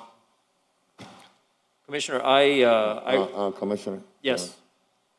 You want to make a comment, or? Yes, I just Am- want to am I respond to finally that. recognized? And then, and I promise. Okay. No, Commissioner, I respect what you're saying, very, very much. And I'd respect even if you vote against this today based on where we are in this moment and your concerns and the details you still are waiting for. And it sounds like some pencils need to be sharpened between first and second reading, or it won't be one no vote, but not enough to get through. Because the will is very clear from other commissioners as well, that delinquency on debt cannot be something that becomes infectious with other tenants. Yeah, but keep in mind, I'm not even talking about the 1.4 million they owe us, because that's too old debt that he inherited. It's due, and it's due now. Yep. But that's from old debt that he took over. Commissioner, I'm not even talking about the $853,000 that was old debt that was due when he bought it and is still due now. I'm talking about new debt. So, if I may? That's what I'm talking about right now. Thank you, Mr. Chairman. You're recognized. Thank you. The way I look at it, first of all, I agree with everything Commissioner Carroll and Commissioner Reyes have said. A $50 million debt, whatever that total is a significant amount of dollars, and we need to be made whole. And I think I heard you say, I think you said 8 or 9 million by the end of the year that you made a commitment to pay that off. But you can't move forward unless you get these things done first, right? Yes, sir. Okay. So there's a certain leap of faith here, right? Watson Island has, in my opinion, watching it from afar, has been a failure in every type of development that's been tried there for decades. So we have to have a leap of faith here, and we have to be partners in this endeavor. So it's a give and take that takes place here, right? And that give and take requires us to put some faith in you, and it requires you to make a commitment to us. I know you have deadlines, so I'm willing to respect the fact that you have deadlines. From my perspective, I'm willing to understand that you want to get there, and that you can, and I understand that you cannot get there unless you have a hotel. So you can't make it contingent on anything because we're talking about a zoning matter. But if Commissioner Carollo has already stressed a number of times that your debt, forget past debt, is $900,000, right? Pay it next week. Cut us a check. Sign of good faith, right? And then we know that you're living up to your commitment. Let us move forward today, in my opinion, to talk about first reading on these 3 items. We still have the other two items that Commissioner Reyes deferred correctly, I think. And let's not do any kind of, you do this and we do that, because we cannot do that, we'll never do that. But at least, in an open conversation, make a commitment to pay your $900,000. Is that the amount, Commissioner Carollo? But that, Well, I mean, for the current, yeah, right, get him up to date on what he owes. right, arrears, whatever, and cut us a check. We'll go pick it up on Monday, we have to over there at Jungle Island. Okay, we'll go pick it up. Mark. Cashier's check preferred, and then we'll take it from there. But today, we have to have a conversation about the merits of the project, about the zoning matters, the changes that we're making on our land use issues.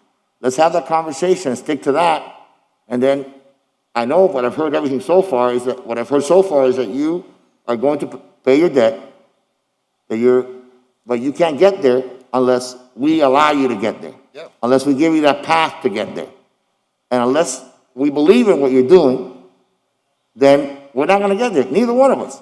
The city land, and it's your investment, but it's our investment too. Yep. So let's be partners. Make a commitment to pay us next week what you owe us. And today we'll move forward. We'll take you at your word. And Commissioner Russell will go pick up the check, because it's his district, on Monday morning. Does that work? I can't make a commitment right now for 900. I need to check with my other partners regarding the 900 right now. I do want to say is that as partners in Leap of Faith, we're the ones who spent over $17 million on the property, upgrading it for our partners But as it's our well. property, it's worth a lot more than $17 million. No, So hold on. I'm not disputing that. I'm just Hold on, Eli.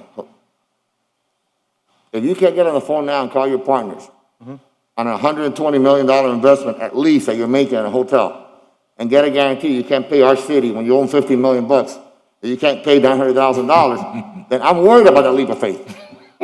I got concerned. I'm not gonna jump in that pool. If you tell me I can't make a commitment right now for $900,000, do you understand? So call your partners, wherever they are in Paris, and tell them, hey, what's going on here? Can I commit to the city commission? We have a major project, multi-million-dollar project. The commission is willing to move forward to help us and to be our partner in this, but I'm willing to commit to get us that check. So that Commissioner Carollo is comfortable, so the whole city commission is comfortable, because I will be uncomfortable if you can't make a commitment of $900,000 and you're asking for us to wait on a $50 million payment that you owe us. How can I feel comfortable you can't even put $900,000 down on the table?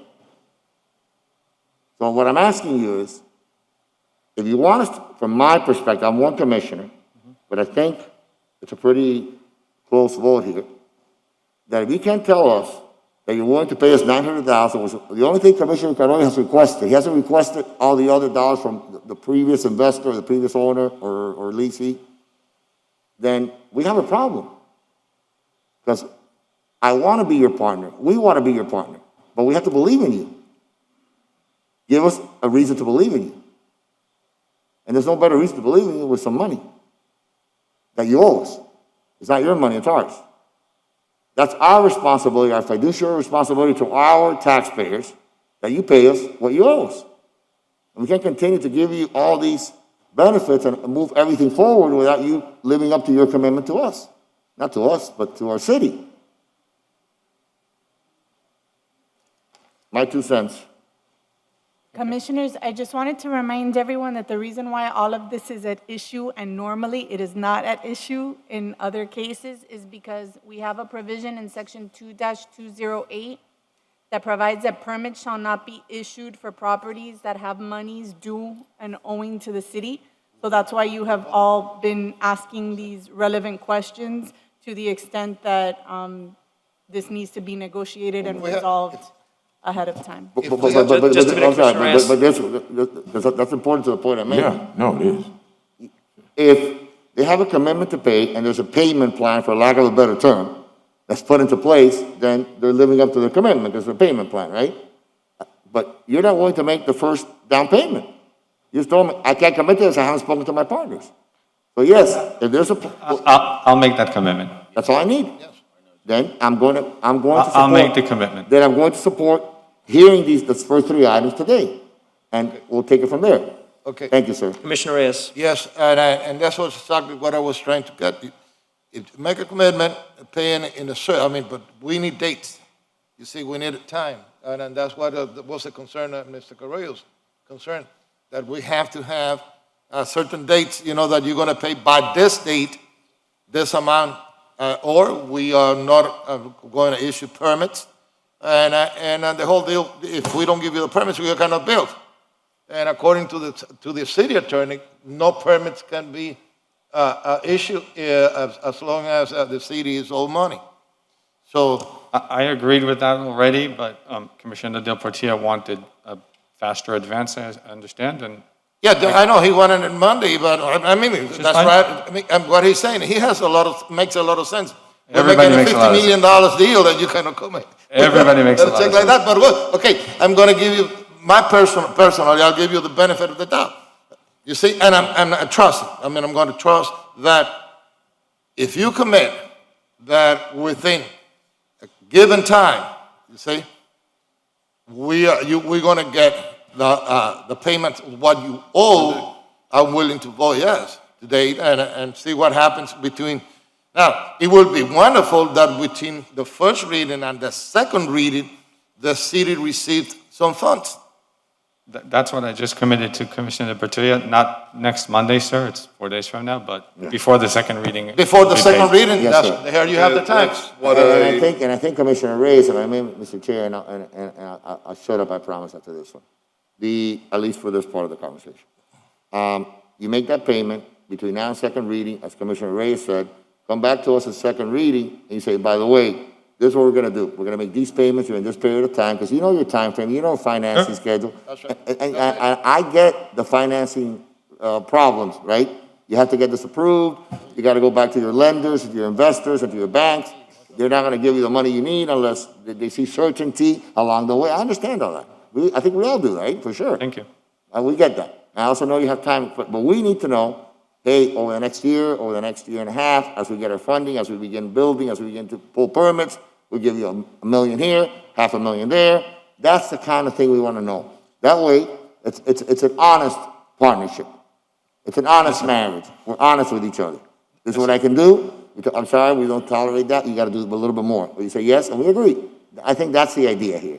And if we're willing to do that, then we will venture down this road together, and it'll be good for Watson Island, it'll be good for our city, it'll be good for you, and it'll be good for everyone.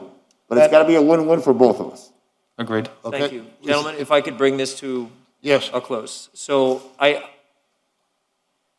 we've been through a lot together over the last 5 years now. Honestly, I was the only commissioner who was on this dais at that time when you first came and showed the new concept. And you have been incredibly honest with me from day one, because I recognize, just like Commissioner Carrillo said here, the only way this is successful is with the hotel concept, and you were very open about that, and I was open with you. We've got to go to the voters. There's no legal way through our charter that you will see a hotel there unless the voters want it, and then the neighbors and everything. To the point where today, the only complaints we received from the neighbors was about boating noise, which we'll need to address. But that shows how far you've come with regard to all of the activity that you changed and where the hotel would be, everything to help work with the neighbors and improve their quality of life. The Japanese garden, you promised to invest in. The Liberty City Trust, you promised to invest in. No, Japanese garden, no. The trolley. Now, just a moment, please. You went to that Japanese garden. This is in the original agreement. We're going to It went Reminded down. me, Eli. Voters Let agree. me ask you about that. Just a moment. These are all things that were agreed prior to even going to ballot. And what I warned as we were coming here today is that this is an entire new body that is looking at this almost for the first time. And they have a different lens that they're looking through. And you need to make sure that you're ready to satisfy what will bring them to the table, what will bring their vote. And everything they brought up is very valid, especially with regard to the finances of the city in this time. It's a different time than where we were, 4 years ago. And I forgot to mention the thing I am very thankful to you for, because I didn't know what a financial and burden I was putting on when I asked for you to no longer utilize large mammals for entertainment, and what commitment that would create. And I know it took you a couple years and several $100,000 to relocate the 5 orangutans to the only great ape center in the country. Whoa. And We're not going to have orangutans there? We don't have I'm no sorry, regular. this was in the ballot. This was in the ballot. Then I moved to the, That I changes went to the everything. floor. This I is moved to it. the That floor. changes everything. I quit. Peanut was dying of cancer. Peanut was dying of cancer. And twice. Yes. And I would never say that there was uncare or mistreatment of the animals, but I believe that we are beyond that in what we want from our amenities and what we want for our residents and our tourists. And you came through. You came through in more. I mean, I've seen video of where they are with a 2-mile skyway, and they're now with 23 other orangutans enjoying a life, and Peanut, however long we hope she lives, will die a happy orangutan. But all this goes to show you how intimately involved I've been with this project, not only from a land use, zoning, and financial perspective, but everything we went through after the hurricane and the tigers got loose and everything. But we are here with you all today. So I do hope and appreciate for your support on first reading. And let me, there's a lot of talks that need to happen. Okay, So- at least the koi ponds, they're okay, right? You're not going to do away with them? I'm sorry? The koi koi can ponds, stay. they're The koi okay? can The stay. kois can stay?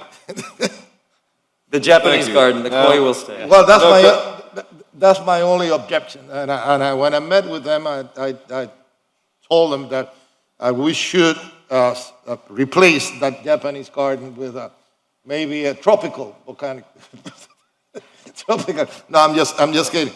We were talking about doing I want you to know this, and I want everybody to know this.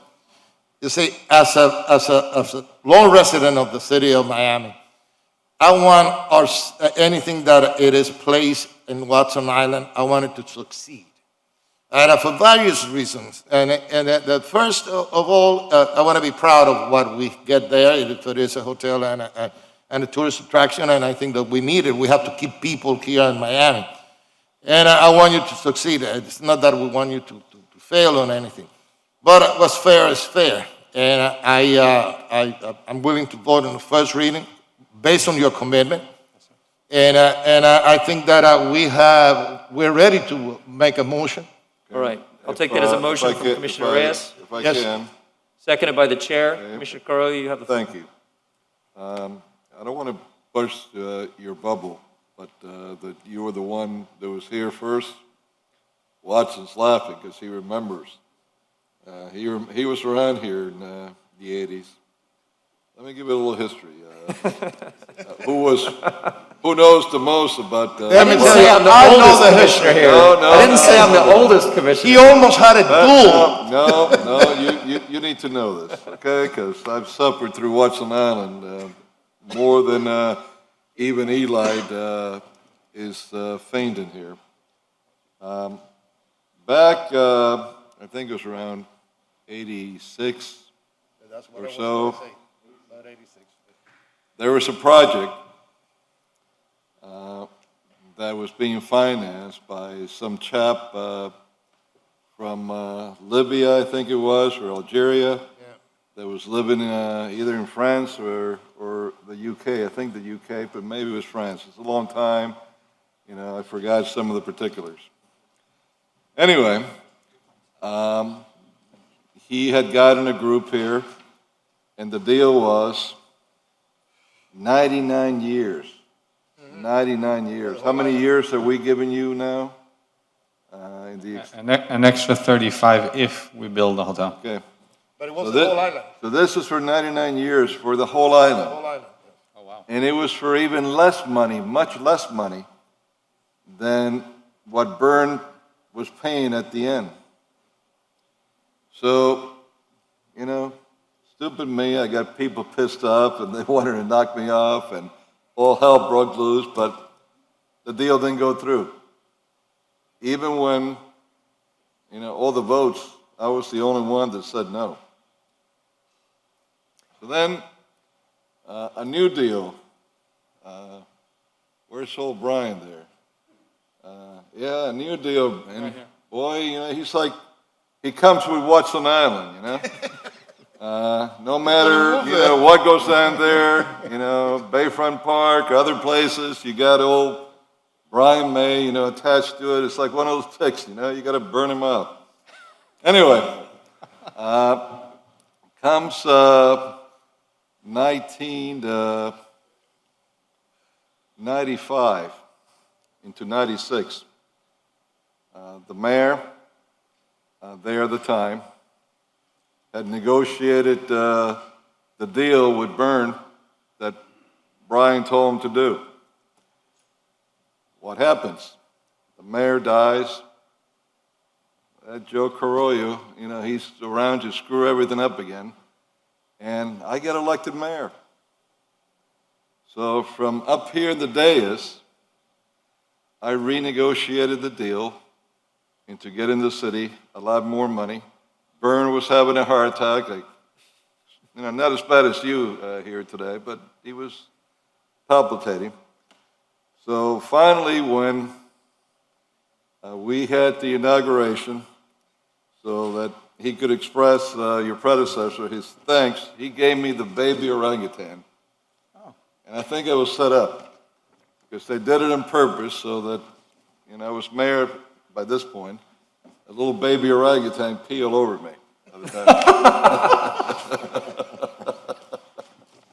So I've given you quite a bit of history there, Chairman. You got me. So you can see that I've been around this ride. You got me. No. A lot more. He didn't complete it. I mean, he didn't say the whole thing. Because his opposition to that, he was challenged to a duel to the death. A duel to the death. You remember that, Jeffrey? Jeffrey, you remember that? A duel to death. I forget a lot of things from my old age. On Watson Island. You see you at 6 o'clock in the morning, bring your gun. Yeah, remember that, Joe? Wow. I don't remember. You remember your answer? What was your answer? I don't remember. Joe went and he told the guy, okay, bring your water pistol. All right, that is some peak Miami. Thank you very Anyway. much. Okay, let's vote on this. Mr. City, I want to go home. Whoa. Now that we got everybody smiling again and, you know, everybody's kumbaya in here, let's go back to the business terms. Make sure we get them right. Okay, I want the business them terms. to read the motion. Yeah, but let's get the business terms so you guys could feel really good about this, and we could be assured. You're going to pay before the second reading the 900 plus that you owed from before. Monday. Next reading. Or second reading. Next week. Eli's French. He wants to make sure he gets every interest on that money. So the second part is, and again, Eli, I'm not going back in monies that are truly owed, like we discussed here, but it was from old debt that you inherited. Even though some of that is owed today, I'm not going there. I'm only going to new debt after you took over. The old, we could discuss in the global agreement that we have. Where's good old Brian May? Took off. Oh, there he is. He's hiding back there behind you. Yeah, okay. I thought maybe you stopped paying for him and he took off. Anyway, my only other concern and the only other part that we need to send a message out to every vendor that we have, every contract that we have with everyone, is that they got to pay what is being owed to us, pandemic or no pandemic, because, you know, we could do other things that could make money with the pandemic or without it. So I think part of the agreement that we should have here today, that he would pay whatever the amount is. Mr. Burns, you'll give him an accounting in the commission. Mr. Burns, you'll give him an accounting and how much interest is going to be accrued each day until he pays? Yes, sir. So that he knows if he pays it on this day, it'll be that much, the next day, so much more. But now, part of the motion should be that once he pays, he's going to stay up to date in the monthly payments, in the new debt that they have. What is it that they're supposed to pay us on a monthly basis, quarterly, or, I mean, how is it done? They pay on a monthly basis. It's a minimum rent and a percentage rent. Minimum. I believe it's around 50,000 a month. I could be off a little bit. At least the minimum. So what this motion should have is the 900,000, or whatever it is that Mr. Burns will figure out, along with them staying up to date in paying the monthly amount that they would owe the city every month, whatever that is. He says around 50, you figure it out, send him a copy and send all of us a copy so we would know. Yes, sir. Mr. Chair, can I make a suggestion? Yes. PZ 7 is the development agreement. Perhaps we could amend the development agreement to include that language to indicate that they have to remain current with all financial obligations. to the Yes, city. this would be an amendment on PZ 7. That's right. Okay. Does the mover agree?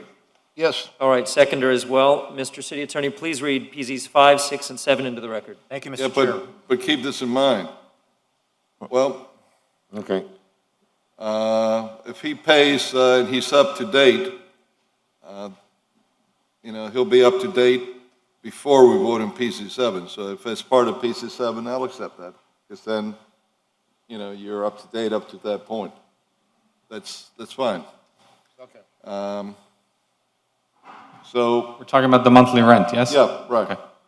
And that'll be part of 7. Now, we should also discuss, when this comes back, what guarantees are we going to ask so that we're not in the situation that this city was in the deal across Watson Island, where we got stuck for 20 million and then millions more in attorney's fees. Remember that, Brian?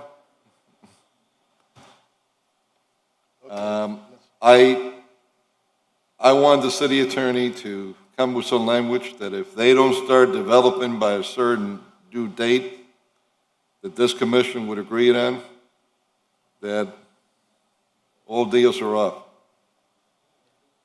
You can also include that. Okay, so, and speak to each member of the commission Commissioner? so that everyone understands,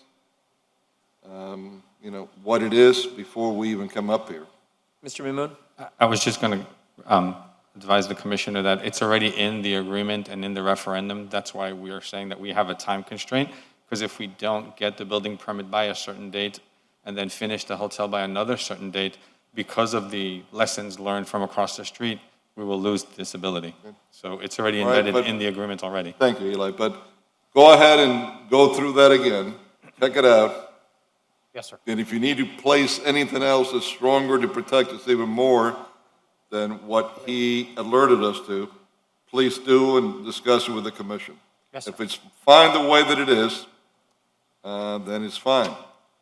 But outside of that, I have, nothing else to say at this point. And Eli, I hope you can appreciate that I like you personally since I met you. I think you're a shrewd businessman, and there's nothing wrong with that.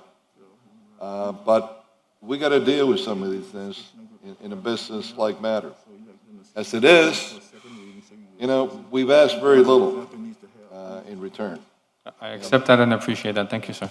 And, we want to be able to have a partnership that you succeed, the city succeeds, that we have an attraction that is going to bring people beyond those that stay in the hotel, because the city of Miami needs that. I mean, I wish that we come up with something in the future, once this works well for you, that we could add somewhere in that island that could then give the public two attractions in the same place that both could feed off each other. But that's, down the road. Thank you.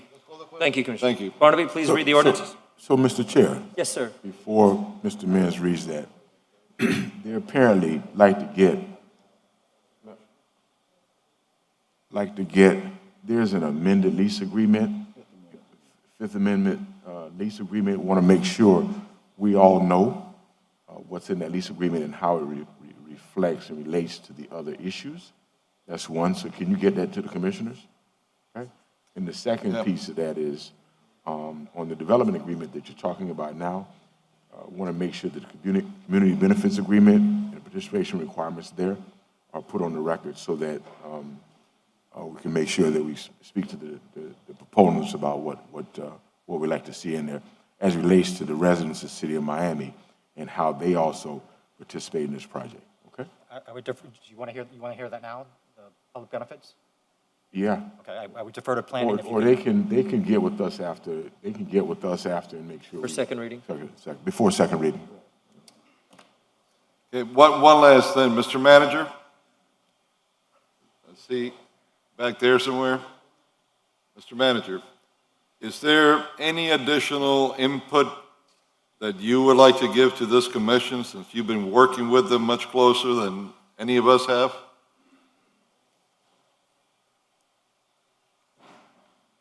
You covered pretty much where my concerns were relative to the ongoing payments. I Okay. think the only issue is we need to, as soon as possible, I think, come back to that original recommendation they had with regards to paying upfront the outstanding loan balance. Because part of what was discussed by them or proffered by them was a discount to that, right? In lieu of paying it upfront, right? It was sort of a discounted rate. But we need to sort of bring that back, I think, to a head in terms of furthering that conversation. If indeed that's the intent. If not, then you just pay it over time like you can per the agreement. Well, you need to, let each member of this commission know individually, exactly what you think of that so that when it comes back to second reading, everybody's fully appraised. Will do.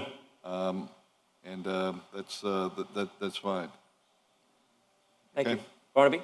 Thank you. PZ5 is an ordinance of the Miami City Commission with attachments, amending ordinance number 10544 as amended, the future land use map, the Miami Comprehensive Neighborhood Plan, pursuant to small-scale amendment procedures subject to section 163.3187 Florida statutes, by changing the future land use designation from public parks and recreation to restricted commercial of the 5.38 plus or minus acres described herein of real property located at approximately 1111 Parrot Jungle Trail, Miami, Florida, is more particularly described in Exhibit A, attached and incorporated, making findings contained a severance clause and providing for an effective date. PZ6 is an ordinance of the Miami City Commission with attachments approving with conditions pursuant to Articles 3 and 7 of Ordinance Number 13114, the zoning ordinance of the City of Miami, Florida, is amended, the rezoning of certain parcels for the development of approximately 18.61 acres for the Jungle Island Special Area Plan located at approximately 1111 Parrot Jungle Trail and 1111 MacArthur Causeway, Miami, Florida, as more particularly described in Exhibit A, attached and incorporated. The SAP consists of transit zone changes from CES, Civic Space Transit Zone, to T6120, Urban Core Open Transit Zone, for the southeasterly 234,310 square feet of the property. The SAP will modify the transit zone regulations that are applicable to the subject property, and where a regulation is not specifically modified by the SAP, the regulations and restrictions of the Miami 21 Code will apply. Approving a new hotel with up to 300 rooms, the SAP shall contain a minimum of 40,540 square feet of an approved civic space type, making findings contained in a severance clause and providing for an effective date. PZ7 is orders of the Miami City Commission with attachments approving a development agreement pursuant to Chapter 163 Florida statutes between ESJ, JI Leasehold LLC, and the City of Miami to govern the Jungle Island Special Area Plan, comprised of approximately 18.61 acres of property located at approximately 1111 Parrot Jungle Trail and 1111 MacArthur Causeway, Miami, Florida, is more particularly described in Exhibit A, attached and incorporated for the purpose of redevelopment of such lands for hotel and attractions, authorizing the following uses, including but not limited to commercial, lodging, civic, educational, and civil support, and any other uses authorized by the SAP. Specifically providing for the SAP to consist of approximately 300 lodging units, 500 parking spaces, and new attractions. The SAP development shall not exceed 300 lodging units and shall contain a minimum of 40,540 square feet of civic space, authorizing the city manager to execute the development agreement and substantially attached form as Exhibit B, attached and incorporated, for said purpose, contain a severance clause and providing for an effective date. There's been a motion, there's been a second. Any further discussion? Hearing none, all in favor say aye. Aye. Any opposed? Aye. Motion passes on first reading. Thank you very much. Chair, that's 5-0. Correct. PZ7 has been amended, And when would you like these 3 items to come back? Thank you. So the PZ 8 and 9 will come on February 11th. I'd like all 5 items to come back for second reading on February 25th, please. So if PZ 8 and 9 pass on February 11th, I'd like all 5 items to come back on February 25th Mr. Chair, for second reading. Yes. we may have a noticing problem with that. The noticing that goes out for the February 25th meeting for second reading starts on February 5th, so we'd be noticing the second reading prior to approval of the first reading. You would have already, We could always defer it if something happened at the first meeting. It's something that we can do. can you put the notice out? We will be able to, we will send the notice out on the 5th, and if it doesn't pass on the 11th, then we will have to renotice. Perfect, that's fine. That So works. we're yes, doubling the notice. That way we'll be compliant by the 25th. You'll send notice out preemptive to the Correct. vote on the 11th. If we don't go, if we don't move It's ahead. notice of a hearing, not notice of a decision. So that's fine, because it doesn't signal a predetermined outcome. Yes, I'm fine with that. Okay. Thank you very much. All clear? Thank you very much. Thank you all. Thank you. See you, PZs Appreciate it. 10, 11, and 12 are all that's left on the PZ agenda. PZ 10 and 11 are Commissioner Reyes's district. PZ 12 is Commissioner Watson's district. Is there a motion? So moved. Which, on all 3 items? I'm Yes, sorry, sir. 10, we're doing all together, or? They are 2 separate subjects. One is the land use and rezoning for an item in Commissioner Reyes's district, and PZ 12 is a zoning text amendment for Okay, Commissioner Watson's. Take what them item is separately. in Commissioner Ray's district? What number? 10 and 11. 10, 11, okay, so we're doing those together? Yes, Okay. there's a motion for all 3 items, seconded by the chair. Deal with, well, why don't you deal with them separately? You'd like to do them separately? Yeah. So moved for the first 2. So Okay. Commissioner Second. Reyes, there's been a motion on PZs 10 and 11. How would you like to proceed? Move it. Okay. Motion and second by Commissioner Reyes. Is there any discussion to be had on PZs 10 and 11? Nope. Hearing none. Does it need to be read into the record, please? Thank you. Microphone, please, Mark. Thank you. PZ 10 is an ordinance of the Miami City Commission amending ordinance number 10544 as amended. The future land use map of the Miami Comprehensive Neighborhood Plan pursuant to small-scale amendment procedures, subject to section 163.3187 Florida statutes by changing the future land use designation of .12 plus or minus acres of real property from single-family residential to public parks and recreation of the property located approximately 2201 Southwest 26th Street, Miami, Florida, is more particularly described in Exhibit A, making findings containing several clause and providing for an effective date. PZ 11 is an ordinance of the Miami City Commission with attachments amending the zoning atlas of ordinance number 13114 is amended by changing the zoning classification from T3R, suburban restricted, to CS, civic space, of the property located at approximately 2201 Southwest 26th Street, Miami, Florida, is more particularly described in Exhibit A, making findings containing several clause and providing for an effective date. Thank you. Is there any further discussion? All in favor say aye. Aye. Any opposed? Motion passes on PZs 10 and 11. PZ 12, Excuse Mr. me. Watson. I'm sorry, Mr. Chair. Mr. Hannon, unless you didn't hear me, can you reflect that I voted in favor of that? In case you didn't hear me, can you reflect that I voted for the last item? Unanimous, yes. 5, 6, and 7, I have a unanimous, 5-0. Thank you. I'll move it. PZ 12 has been moved by Commissioner Diaz de la Portilla, seconded by the chair. Mr. Watson.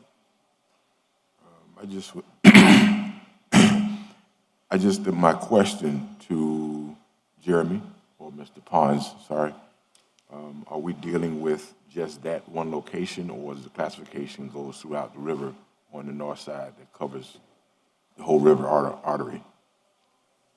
So it's a little bit difficult for me to hear you, Commissioner. Did you Is say? that same zoning classification for the entire river until it gets to our boundary, our western boundary? If I heard you correctly, it's the reclassification is for all of D1. The difference being will allow hotels by right in D1, except for on the waterfront, and on the north side of the river and the waterfront, it would be allowed by warrant as opposed to by right. Okay. That was the question. All right. Thank you, Mr. Chair. Thank you very much. Is there any further discussion? Hearing none, all in favor, It's you a- need to it's read. an ordinance, Mr. Chair, an Thank ordinance you. of the Miami City Commission amending ordinance number 13114, the zoning ordinance of the city of Miami, Florida, is amended specifically by amending Article 1, Section 1.1, titled Definitions of Building Function Uses, to modify the definition of industrial, amending Article 3, Section 3.11, titled waterfront standards to add lodging as a use considered for the design standards, amending Article 4, Table 3, titled Building Function Uses to modify regulations for density and uses for the district zone regarding lodging uses, amending Article 4, Table 4, titled Density, Intensity, and Parking to provide regulations for density, intensity, and parking, to address lodging uses within D2 industrial and D3 waterfront industrial transit zones, amending Article 6, Section 6.1, titled Intent and Exclusions to provide supplementary regulations for the D1 workplace, D2 industrial, and D3 waterfront industrial transit zones in Table 13, making findings containing a subrogation clause and providing for an effective date. Thank you very much. All in favor, say aye. Aye. Any opposed? Motion passes for PZ 12. The only remaining item on the earlier agenda is the discussion status of fiscal year 21 and 22 proposed budgets, BU1, and then the discussion items. Can I bring something up real quick? You saw a little while ago a prime example of what we could get done if we stand firm when people are telling us the sky is falling, they owe us money, and they don't want to pay. Now, if you could tell me that that's not the quickest $900,000 plus.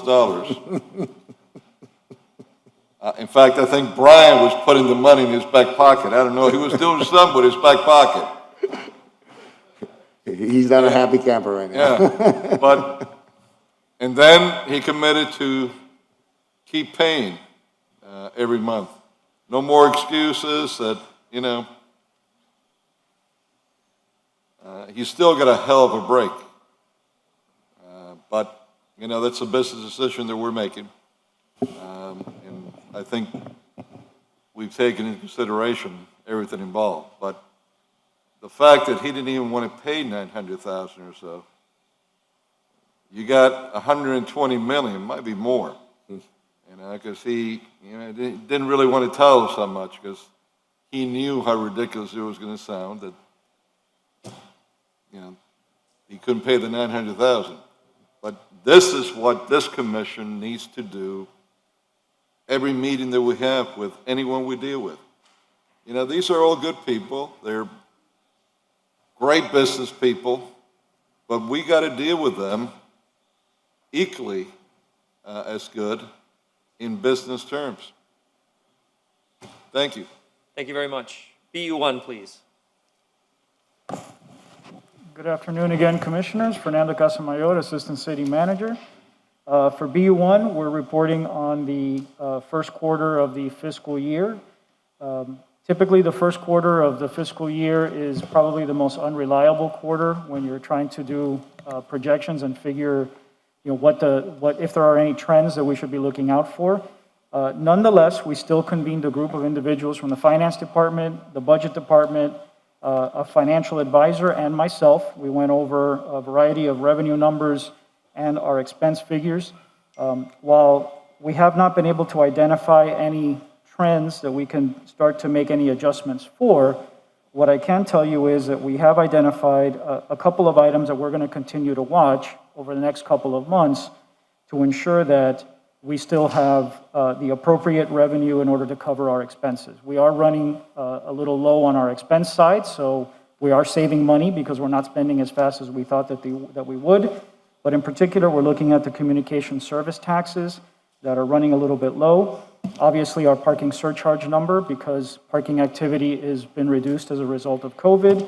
And then some of our shared revenue payments that we get from some of our lessees, because obviously the sales aren't quite there either as a result of COVID. But at the time, what I can report to you is there's nothing in the numbers that we have seen that would cause us to take any deviation from our current budget. And I'll take any questions you may have. Any questions for Mr. Casamayor? Thank you very much. Oh. Did Chris leave any additional bags that he forgot behind? If he did, I haven't found any, A few sir. millions left for the budget? We got 900,000, sir, so. Well, yeah, but that wasn't Yeah, Chris's yeah. bags. That wasn't his doing. Hey. Thank you, Mr. Casamayor. Mr. Diaz del Portillo. Mr. Chairman, I want to recognize today is his last day, and it's not a question for you, Mr. Casamayor. I just want to recognize Yariel Diaz. Yariel, I want to recognize you for your service to the city of Miami. I know today is your last day. You're moving on to a greener pasture, so Congratulations for your work, and thank you for the work that you did for our city. Thank you, Yariel. Our agenda only remains with the discussion items. Gentlemen, how much time would you like to allocate to our 7 remaining discussion items? For each, yeah. I would love if we could do this with 5 minutes each. Well, let's see. Let me jump through them before we go to one more. This could be boring, so if you have to go to the restroom or something, don't worry. Okay. If we could go with DI3, that's well, I didn't notice. You got DI2, Commissioner Watson. Mr. Clerk. Hold on. Commissioner Watson. This is really yours because you started this one up before, DI2. Oh, okay. I thought you said DI3. Yeah. Am I on? Yeah, you're next I'm up. in there. I'm up. Mr. Chair, You're recognized. we got word from the previous party that they are no longer going to represent us. We want to move to get Mr. Miguel DeGrande and hopefully Mr. Hans Omid to work with us on our redistricting effort as we move forward in this process. Okay. I need to make that in the form of a motion or? Yeah, in form of a motion to instruct to the manager. So I'd like to make a motion directing the manager to engage Mr. DeGrande and Mr. Hans Omid. You can get his information as well to be a part of the redistricting effort so we can move forward in this process. Would you like me, because you used the word engage, would you like me to solicit a proposal from him and bring an agreement back to the commission for approval? Well, that wasn't done before, so. Yeah. Unless there's Just a move, yeah, problem just that engage him. arises. Engage him. Okay. You Yeah, we could just come to an engage him. agreement with him. Yeah. And do it like you did before. But Okay. if there's All a right. problem that arises, financial problem, then certainly. I would say further to be right up front, if there are any, Madam City Attorney, okay. Can we get you there now? We need the top legal Right. advisor. Remember that we are asking the manager, but the manager is under his discretion to pursuant to his powers to contract Yeah, but a consultant. He didn't have any problems with Galvano like that, so I don't think there's gonna be any problems there. Well, we're really limited on experts right now, so. Yeah, but that's why I said if there's any financial problems that he runs into, he could bring it back to us. But if there are any conflict waivers, do we need to deal with that now or just bring it back at the next meeting? When we get the actual conflicts, his present Okay. conflicts, we'll bring it back to you. Okay, and this is just normal. He represents, as we all know, Right, certain but clients. only you can waive it. I can't, and neither can the manager, No, so we we'll bring would. it back. That's Yeah. what I'm saying, that, you put it in the next meeting then. Okay. Once the manager has finalized his contract with him, and it could be put in the next meeting, the very next meeting, Mr. Manager, so that we could deal with it all. Will do.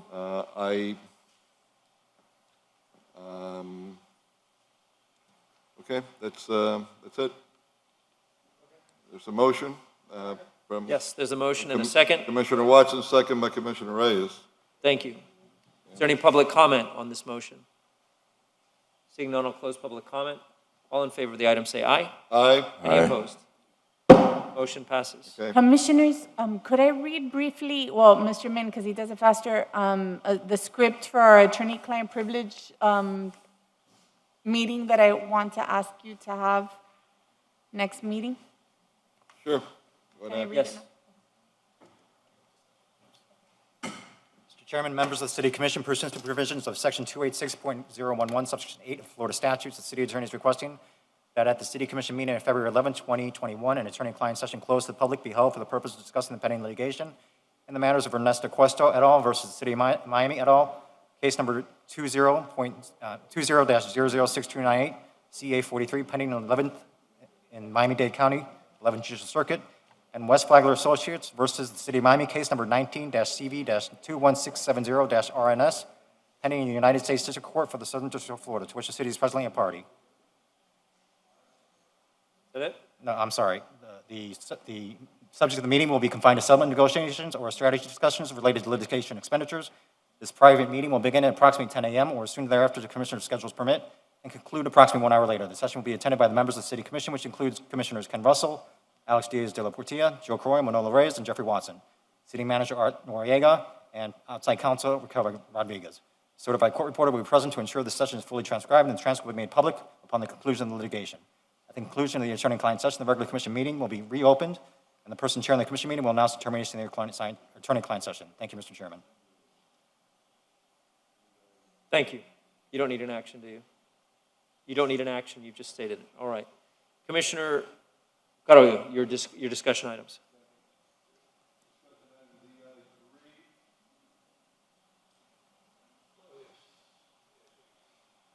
Mr. Manager, can you give us a brief update on the hiring of the budget director? Yes, sir. We did, we had a notice, solicitation for a recruitment for the budget director. We had 14 resumes that were submitted, applications, which met the minimum criteria. How long was the notice out for? Ooh, I don't know. And where was it placed, or the different publications that they were I can get placed that in? information for you if you'd like. Angela has it all, our HR director. I don't have it handy. Okay, if we could get that, please. Yeah. The current list of applicants is, which we're reviewing. We may need to re-advertise again because we're not entirely, they're not entirely up to speed. I would suggest if you're not happy, then try to advertise again, because you got to get somebody really good. Agreed. Just to fill in the position ain't going to cut it, Mr. Manager. So Yep. I have no problem. If you got to re-advertise again, it takes longer, because we need to get the right person, somebody good that could find the dollars before, not after. Agreed. Okay? All right. DI4. Again, if you could let the commission know and give us an update on where we're at with the hiring of the Parks and Recreation Director. So we are set to begin interviews next week. We have 9 interviews scheduled. Those will begin next week and probably carry on probably the early part of next week. We have a good group, and I think we've got a number of really good candidates as part of that. So we expect to have a Parks Director named in pretty short order, once the interviews are complete. What's the short order that you're I would looking say sometime within the next 2 to 3 weeks. at? It's really, really key for the city to get a good Parks Director that's got fire in their belly, that are going to go out there and get things done quickly for us, because I will speak for my district. I got some real messes in parks that, have been like that since not this park director resigned, but the previous park director resigned. Okay? DI5. So yesterday, we conducted the public interviews. The committee interviewed the 8 candidates. I think that interview process went well in terms of just the timeliness of it. I think the questions that the committee generated were well thought out, very diverse in terms of. Hold on for a Yes, sir. second. You said the committee generated those questions themselves? Yeah, so what we did was, we had a number of meetings, asked them to proffer their suggestion on questions. They proffered a number of questions. We went back through all of them, and then each one of them took a question as their assigned question, and then they proffered the questions individually. Did the, It's an unusual way of having done it, Ed. yeah. Usually thought that, depending on how each candidate responded or reacted, they would be free to keep asking them questions. They were free to do that if they wanted. That was not something that they were limited by. Just we wanted to have a preset scripted set of scripted questions, and to also ensure that the committee members didn't act redundant questions, so that there was some balance to it as well. Was that meeting open to the public? Yesterday, yes, it was. Was there anybody from the public that came to ask questions? Not ask questions, no. The committee was the one charged with asking questions. But there were people here that could observe it, and obviously they were able to observe it online, on social media, as well as on the TV. I have a question. Yes, I have a question. Prior to meeting the committee, in order to be selected, did they have to answer any questionnaire? The committee itself? No, the candidates. Did they answer a questionnaire? No, no, sir. And then did they had an application? They had an application An process. application they had to fill? Correct. In which they have to prove they are. They met the minimum requirements. And all of Correct. that? Yeah, there was. And that application was, it was kept, I will say, was given only to the applicants? No, anybody else had access to them? What do you mean, to the applicants? You mean The to application, committee- to the committee itself? Was the application only, developed and given to the applicants only?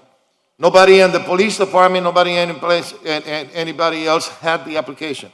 A copy of the application? The applications that they submitted? Yes. No, no. We disseminated them to the selection committee, as well as the law enforcement review committee that I set up for, so they had access to their application. So that means that none of the applicants could have had assistance from anybody within the police department or any other place?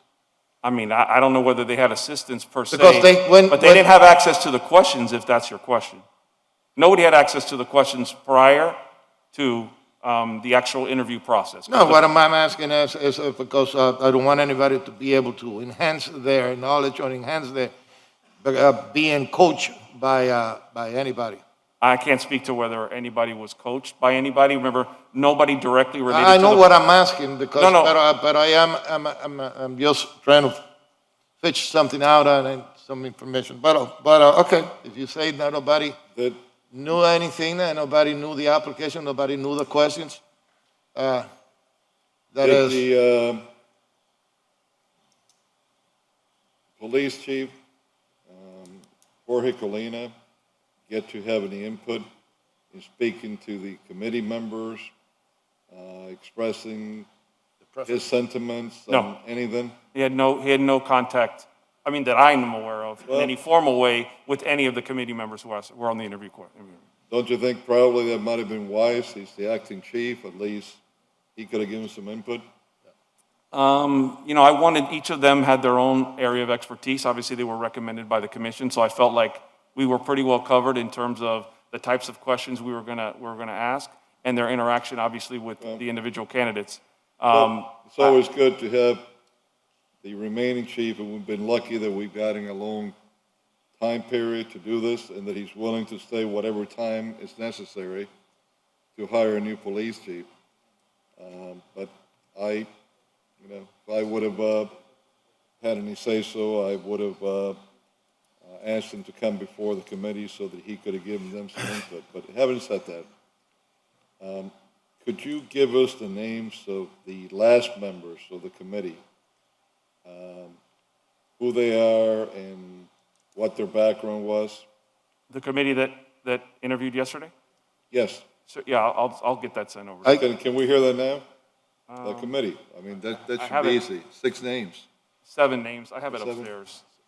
While you're looking for it, can I ask you another question? Because Sure. it gets the questions were developed by the committee members, right? Correct. During the meeting or beforehand? No, beforehand. Did anybody but you had access to those questions? They were submitted to Angela Roberts, my Human Resources Director, Ignacio, who was on each of the calls, and myself, as well as the committee members obviously had access to it. Because we had an email, basically an email chain that was sharing the questions. Would it be possible that somebody can get a hold of those questions? I thought the questions were developed while they were in the meeting, not beforehand. No, there were questions that were submitted. Were submitted. Were submitted as suggested questions. Each committee member proffered between 3 and 5 questions. Then during a meeting we had prior, we had 2 prior meetings. One was a prep meeting, then the other one was to develop the questions and the course and basically the schedule for the day. During that meeting, we went through each of their recommended questions, right? And then we chose a specific question for each committee member. When you said we, define we. Myself and the committee itself. Of the committee itself. Correct. Those questions were developed, and then you kept them before you interview everybody.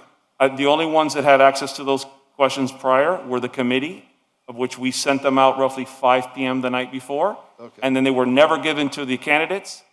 And the only thing disseminated to the candidates was that morning was the schedule of the interviews. But what did you say again, that our HR director and your chief of staff knew beforehand? Yeah, they were part of those meetings.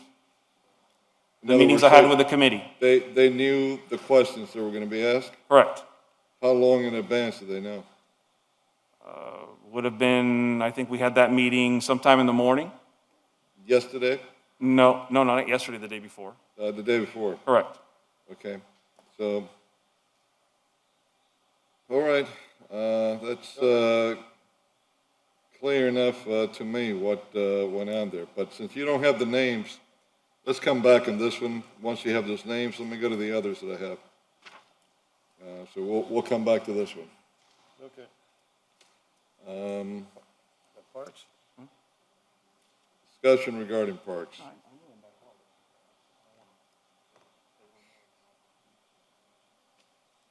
Let me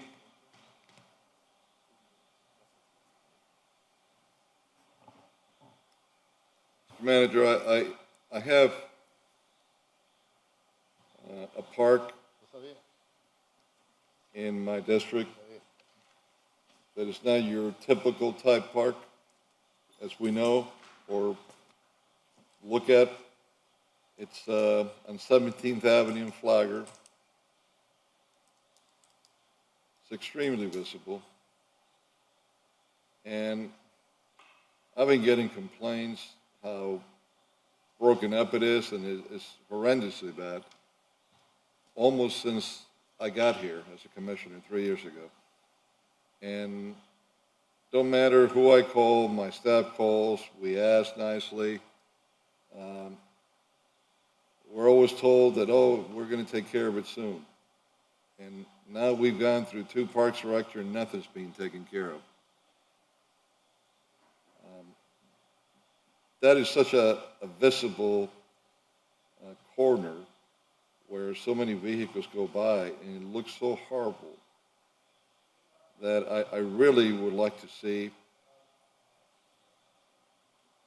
what we could do to, at least someone come to me and give me renderings of what's the plan there, what we're going to do to repair it. I'd like to give some input. Also, if it's possible, and you allowed me. But I really need some action in that, and I've been extremely patient. We will. Yes, sir. Okay. At the same time, since we're in parks, I hope, Mr. Manager, that you're were as serious as you expressed to me that you were going to be, and that you expressed to the mayor that you were going to be, with certain parkland that we met with some people on, that we need to get back for a park, because You need to get back to me tomorrow or Monday. Well, you have some very serious matters to take care of, but you need to get back to me next week to know where we're staying at, because I was very upfront. I'm moving forward. People could get in, on the trolley, or they could be left out. But I'm moving forward, and I really would like your support to get this accomplished. And then we have to go on the other side. That's different. We're going to have to take some actions. If maybe you could request Mr. Burns to meet with me, we could go over some things that have been done there before and try to bring that up to date to see where we're at.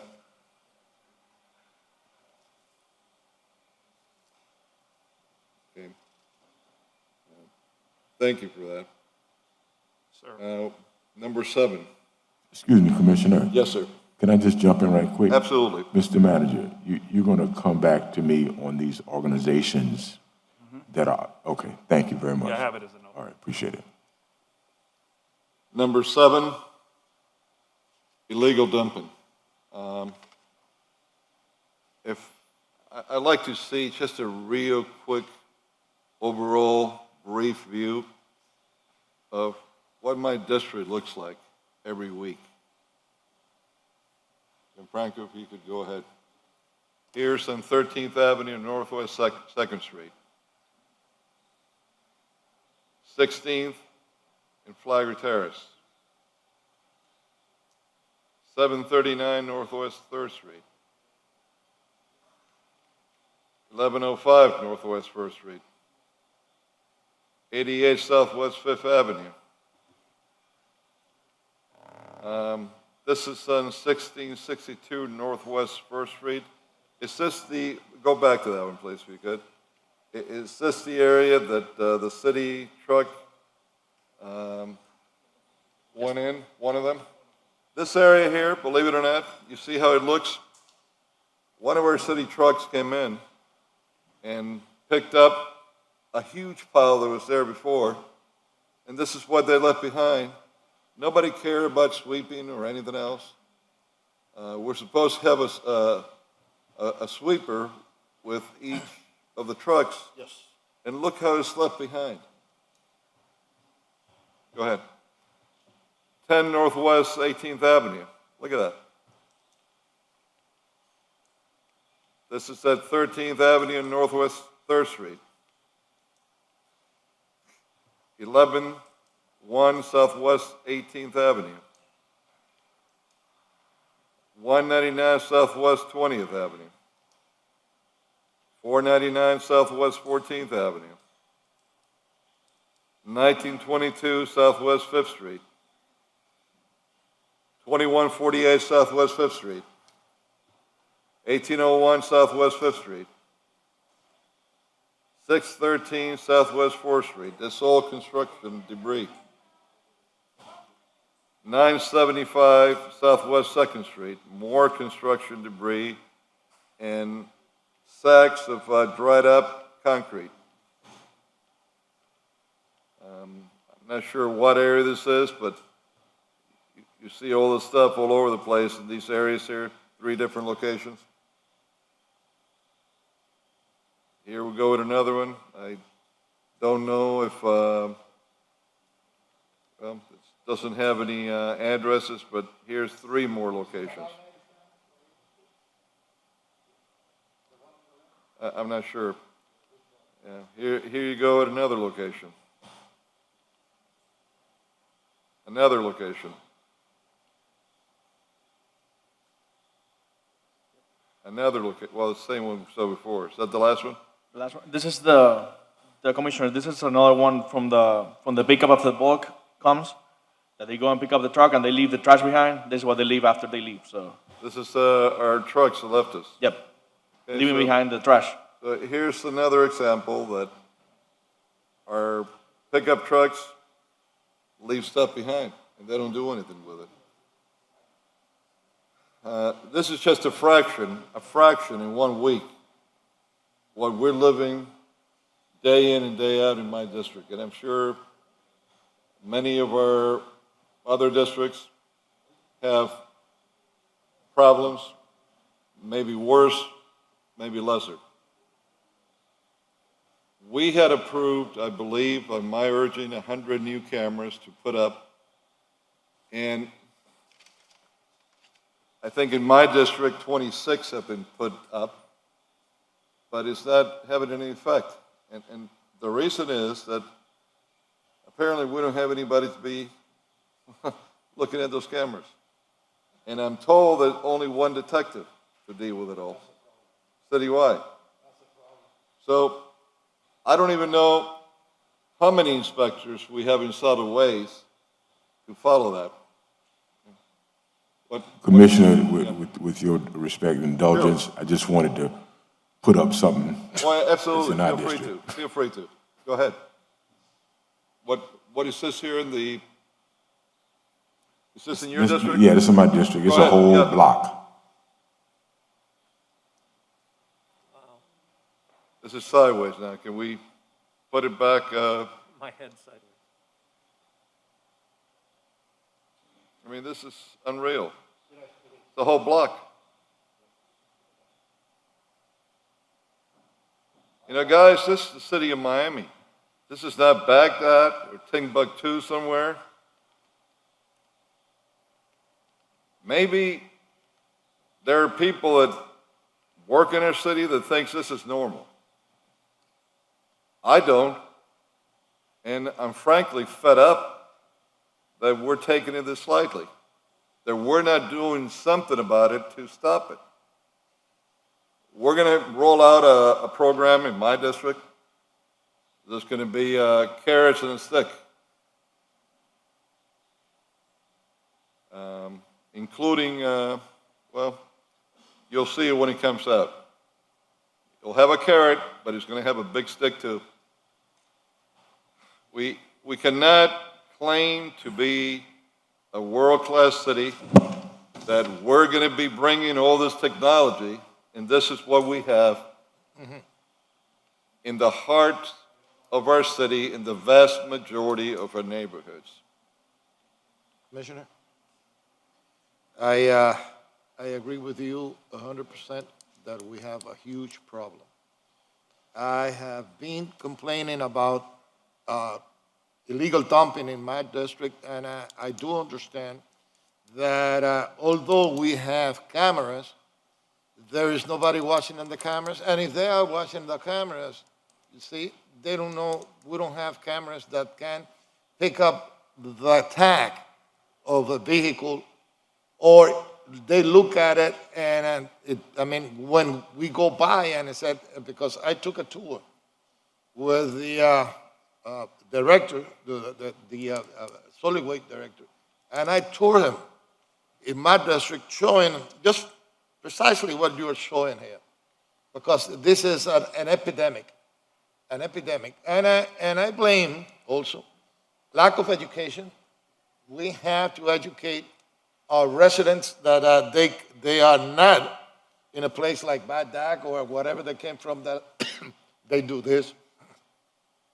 And also, we have to be more strict. If I catch you dumping, or you dump before the pickup date, before when you have to pick up, or if you are dumping in other place and we find you, we're gonna fine you. And just, that's it. That's the only way that they understand. You see, we had a couple of people that they were constantly dumping trash, and we got one inspector that came by, and I gave him a ticket. That stopped, and that's the only way that they're gonna do it. That carrot and stick, that will work, because the only way that they are going to, these people are going to be the only deterrent is to hit them where it hurts the most. It's the pocket. Hit them in the pocket. And in order to do that, we also need more inspectors.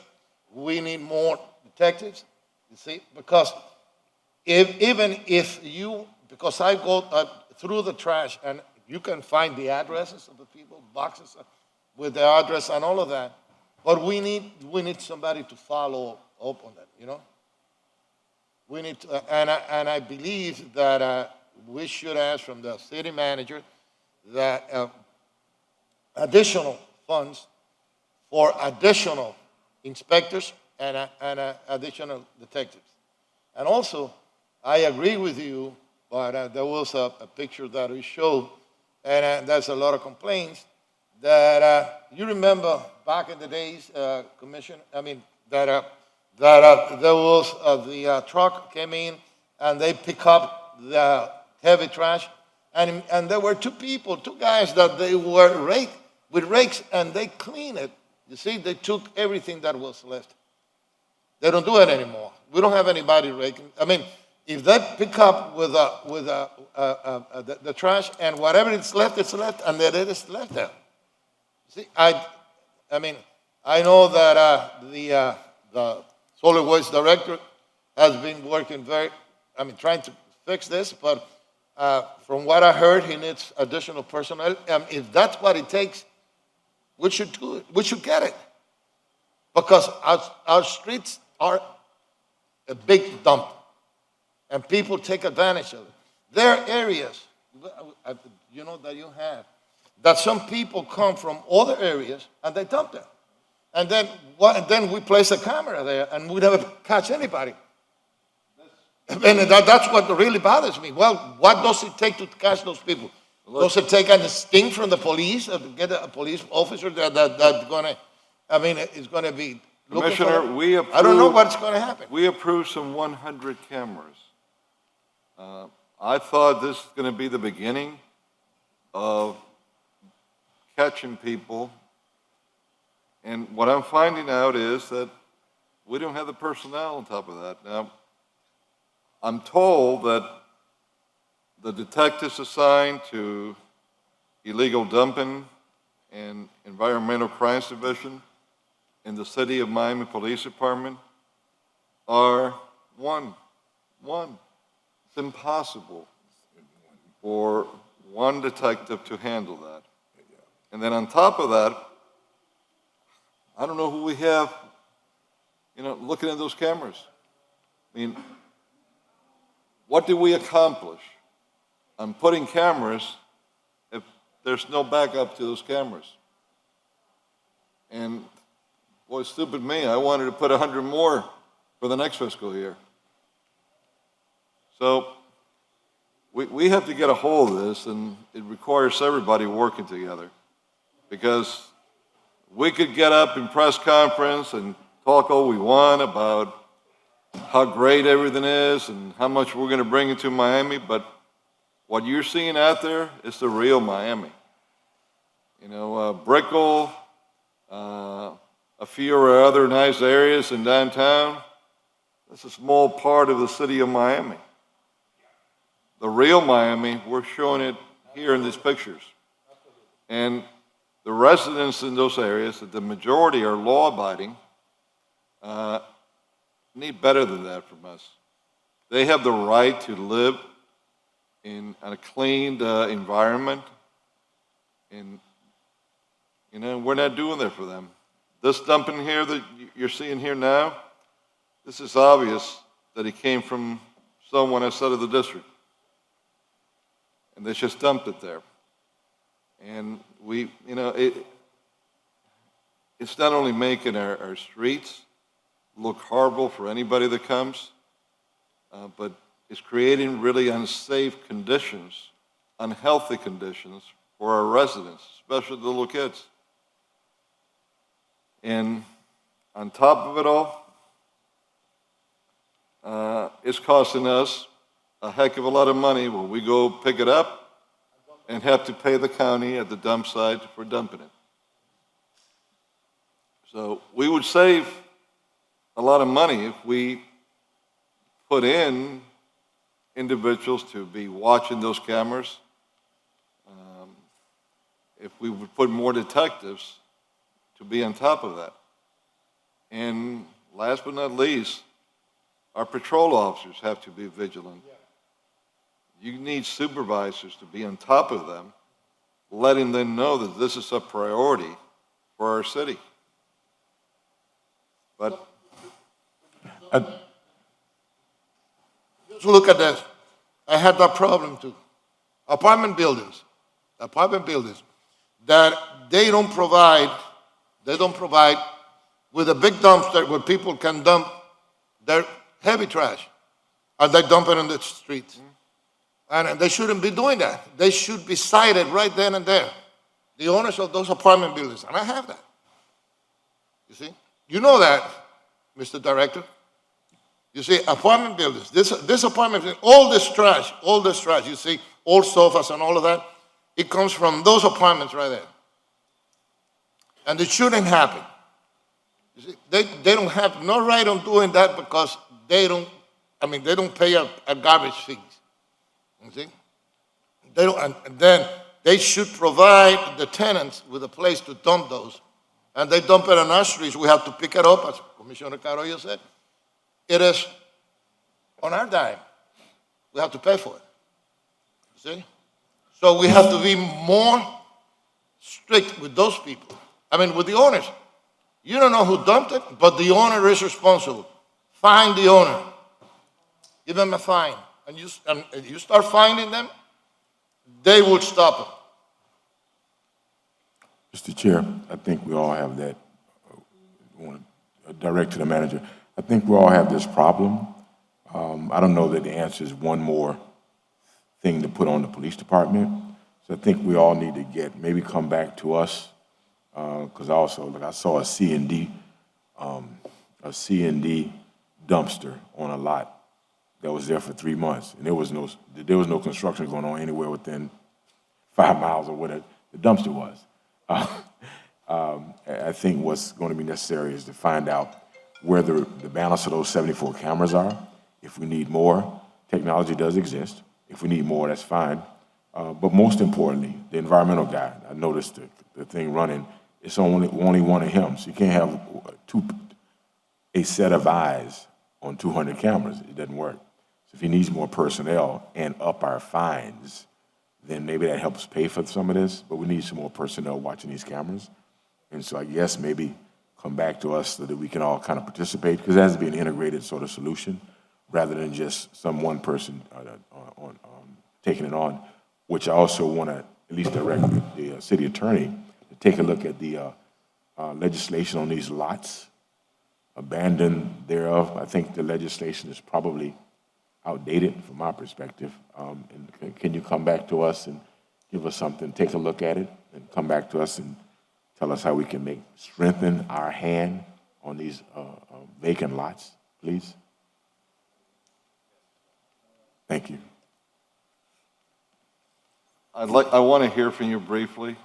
It's late, and I don't want to be keeping everybody here later. I think this is an item that we're going to have to bring back, and when we bring it back, I'm going to have some quick solutions, and then maybe you all could come up with some additional ones. But before you speak, can we let the Director of Solid Waste speak, and then I want you to come after, because you'll probably have to address some of the statements that he'll make.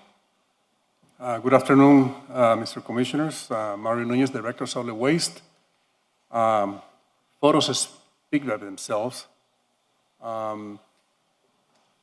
Last year, typically on a regular year, we respond to about 10 to 11,000 special collections like the ones you see in there. For the year 2020, we responded to 27,300 illegal dumping locations. So the situation has more than doubled. As far as our response level, the workforce remains the same and being actually impacted negatively by the pandemic, as any organization in any community. We respond as much as we can, and we do it on a proactive basis, but you can notice on the pictures two common denominators: vacant lots and apartment buildings. The illegal dumping really occurs in highly, where there's high density, typically associated with multifamily dwellings and vacant lots. We received thousands of phone calls or emails through the 311 system.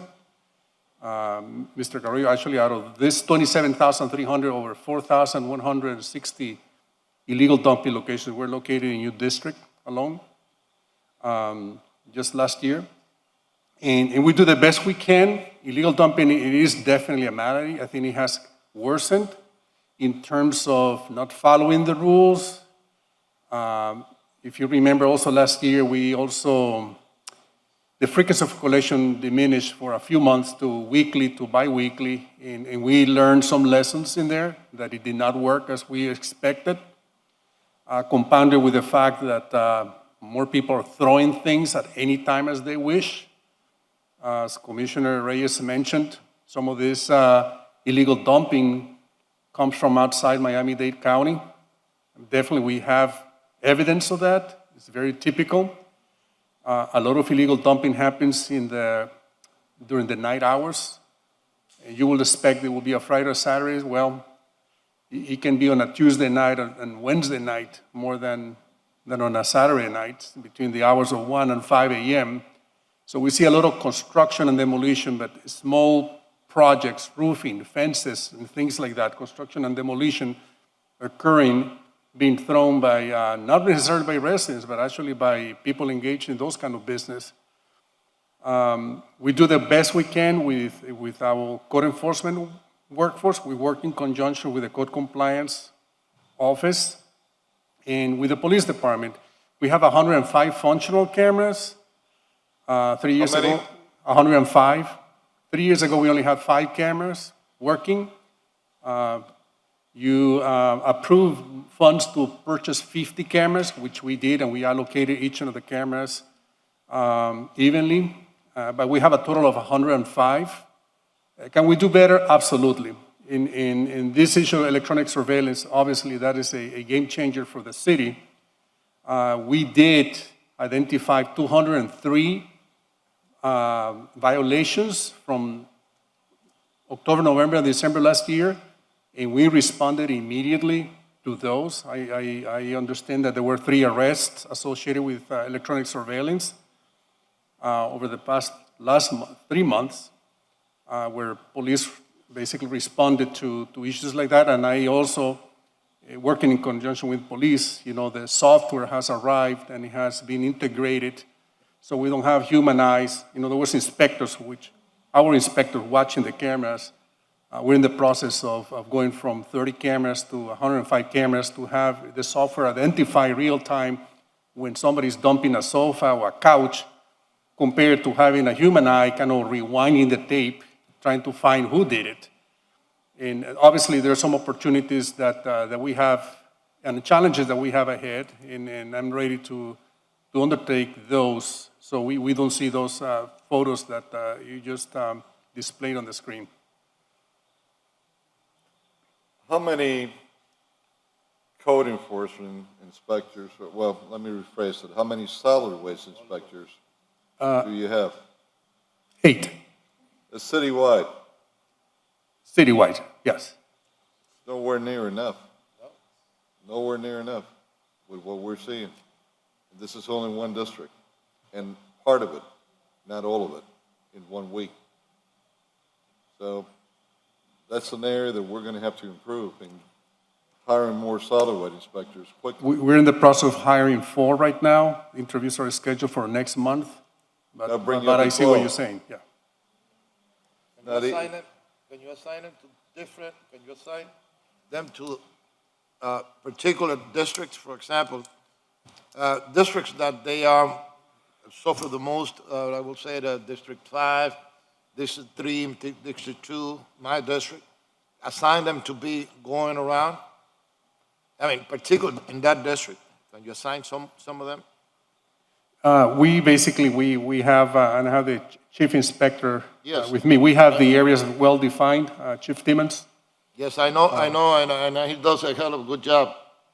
You see, because My I've dealt assistant with him. director, who is in charge of basically monitoring, the cameras along with the virtual policing unit, because we are watching the cameras as you wish. Back in September, you wanted inspectors to look at the camera. We're looking at the cameras, and we are communicating internally now to report the illegal dumping as we watch it on the screen.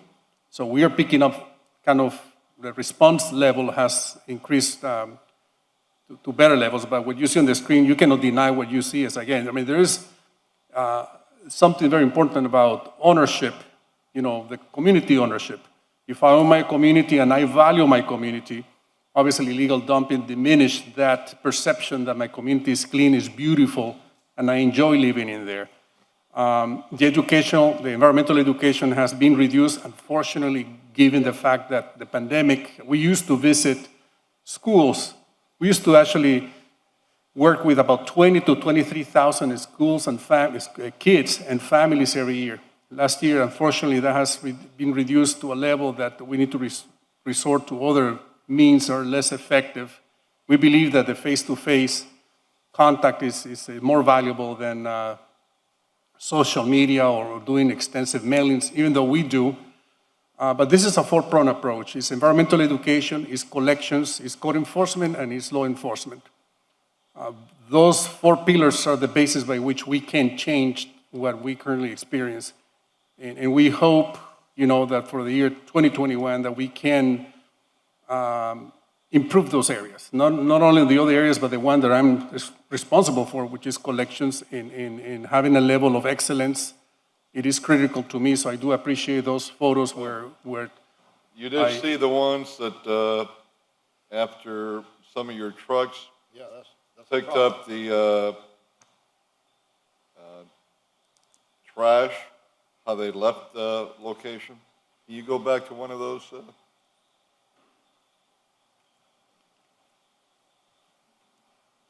There you go. Go back one.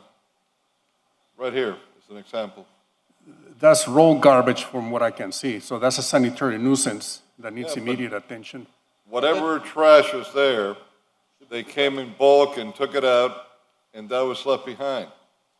Nobody used their brooms to try to put it together like they, are supposed to. That's why we have someone with a broom in each group, so it could be picked up. And it's just left like that. Correction. It was our people that had to come back and take care of that. People from my office. Commissioner, how we used to do, because now we don't have anybody with a broom most of the times, because I have seen in my district that there is only the driver with Yeah, we call them sweepers, the people that go with the crane, they sweep. You do have sweepers still, correct? Right. Yeah, the manual sweeping. No, but a manual, you do have manual sweepers still, right? Yeah, we have laborers that do that. As I mentioned to you, and there's no excuse whatsoever. We have been impacted on a regular basis on people being quarantined, and that is an issue that we have to face. Like police and fire, we have been in the business since the beginning of the pandemic every day, and we have been exposed at different levels. But yes, those are the people who sweep by hand, not by hand, but with a rake and a broom to clean that up, because a crane, a clamshell cannot safely pick that up without damaging the curb or the tree for that matter. I understand that and I agree with you. But that's why we have sweepers. They could put it all together and then they could come and take it. But, it's just all over the place like that. It's, there should be I don't know how you work it, a crew captain that needs to make sure that stuff are not going to be left like this after they're done. Yeah. I agree. And Mario, I'll tell you, if we got people that have no pride in their work, that don't care on how they perform their jobs, then you should keep them working for the city. And this is what I'm seeing in a picture like this. Somebody didn't care. And unfortunately, That's precisely what I told him once, and I said, well, people, if you don't want to work, you're making a good salary. You're working, you have a job that has all the benefits, and now you don't want to do what you're supposed to do. Well, write them up, and fire them, and then let it come to a civil service, whatever. Because, I'm sick and tired, and I'm going to tell you this, that we have excellent people working in the city. But we have some people that they don't want to work. And if you don't want to work, but go some place else and find a job.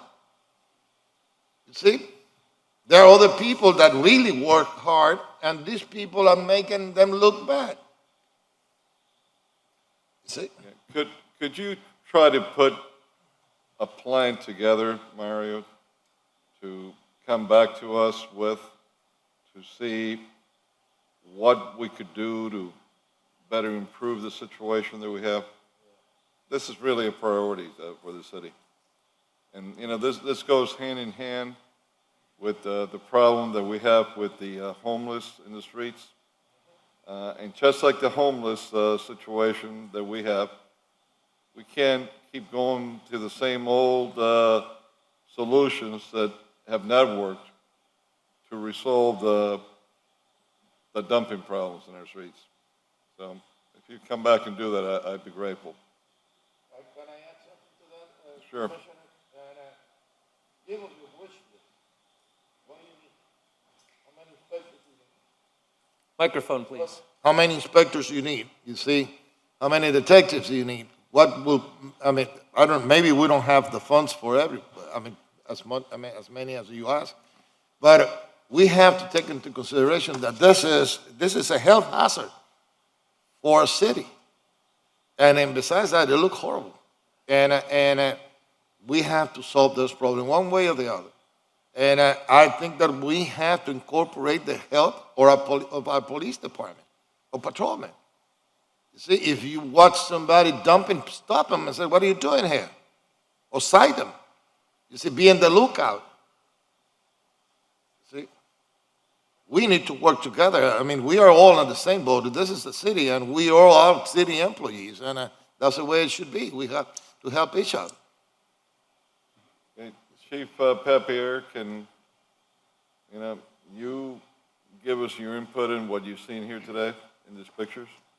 Yes, Commissioner. Ron Papier, Deputy Chief of Police. First of all, we see this every day, and we absolutely feel the frustration of the commission and of the residents.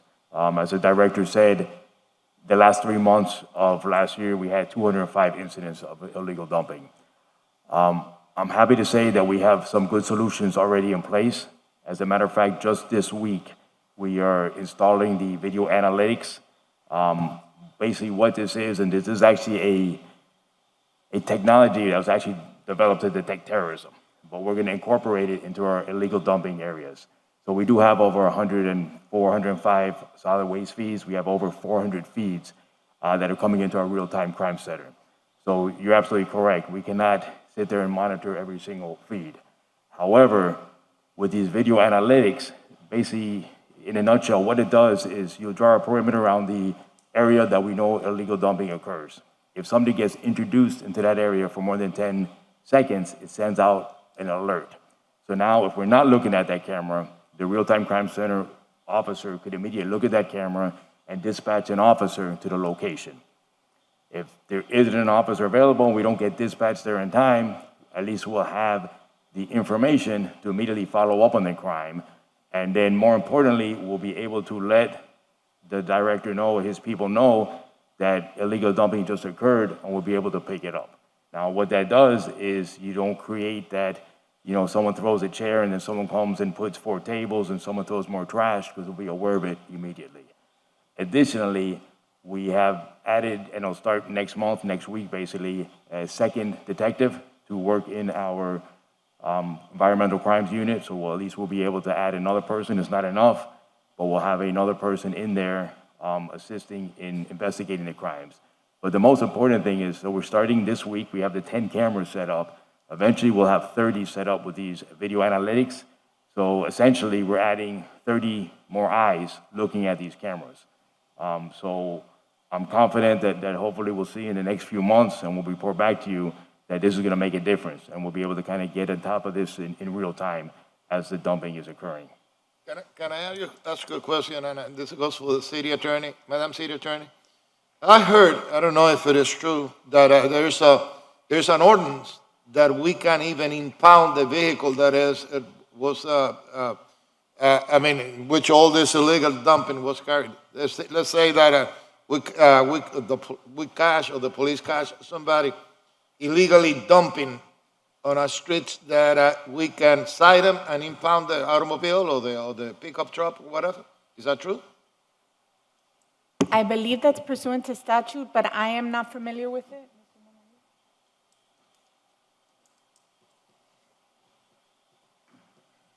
It is a criminal statute, and depending on the amount, I think it's based on the volume. It affects whether it's a misdemeanor or a felony. I think he's referring to the vehicle impoundment program, which is for narcotics, prostitution, and illegal dumping. I'm sorry. I mean, I'll defer to the chief. For the vehicle impoundment program. He was referring to the vehicle impoundment program that we used to have, that if it was for either prostitution, narcotics, or illegal dumping, that the vehicle can be seized and fined. I don't know if that program is still. We'll look into that, because I think there may have been some legal challenges to that in other jurisdictions. Right. The vehicle impoundment statute, Okay. so we'll look into that as a. What as we well. have to have, we have strict laws. I'm sorry? We have to have laws that are very strict. You see, very strict laws. And that let people know that Miami, the city of Miami, is not a big dumping ground. Yes, sir. We're happy to work with the police department. You see, solidly, yeah. Yes, I mean, maybe we should go that route, and maybe we can, pass an ordinance or that we can really punish those people that are doing it. I mean, be more strict. You see, there must be consequences for doing what they're doing, and real bad consequences when they're caught. Yes. Again, as I was stating, that there are the options, which is why I believe the chief is up at the podium for us to proceed criminally. But again, they're challenged of whether it's a misdemeanor or felony, issues of whether it occurs in the police officer's presence. Those are challenges that we do have to deal with. Okay. All right. Thank you both. And we are done with illegal dumping. I think that's the last one that we had before we went into the discussion on the item regarding the gift card program. Let's defer this for next week. Let's defer this for next week, and if I could go back to the police one. Just a moment. Motion to defer DI 7 to February 11th. Yes. Seconded by Commissioner Reyes. All in favor, say aye. Aye. Any opposed? And Chair, for the record, that's DI 8. I believe, gift card program, sorry, DI 8. Thank you for the correction. We're back at DI 5, that I was giving the manager the time to give me the names of the people in the last committee and, their background briefly. First one was Jeannie Baker. Who? Jean Baker, she's with the ACLU. Jean Baker. Yeah. Next Okay. one was Eddie Cruz, he's a local. ACLU. Yes. Okay. Sir. Okay. Next was a Mr. Eddie Cruz, he's a local business owner. From what district? I don't recall who his recommendation, may have been District 1, I believe, actually. Is he a bar owner or? I think he's a bar owner now. Huh? I don't know what his local business is, I don't recall, but I just know he's a business owner. Okay. I have his card upstairs, I'll try to find it for you. Okay. I'm just surprised because neither one of them, I thought we were going to stick to having police chiefs, assistant police chiefs, at least a former major, and special agents in charge of different federal departments, but, okay. Next one was Chief Clarence Dixon, retired chief. He's certainly someone extremely qualified, was a great police chief. Chief Kenneth Harms, Another former police chief of the city that knows the department inside out. Next one was Attorney Stephen Johnson. Stephen Johnson, correct. Johnson, Yeah, attorney? attorney. What kind of law do you practice? I don't know specifically what kind of law he practices per se. Okay. 1, 2, 3, 4, 5. Pedro Mora.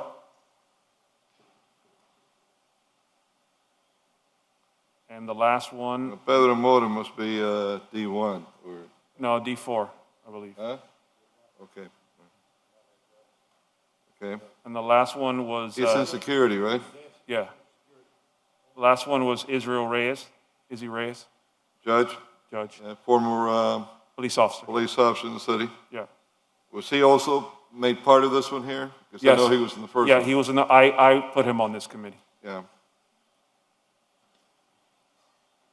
He certainly knows many ins and outs of our police department and law enforcement down here.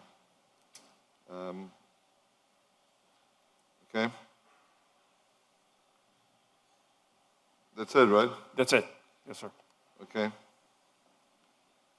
So out of the group, you had 2 police chiefs, 3 in the law enforcement world.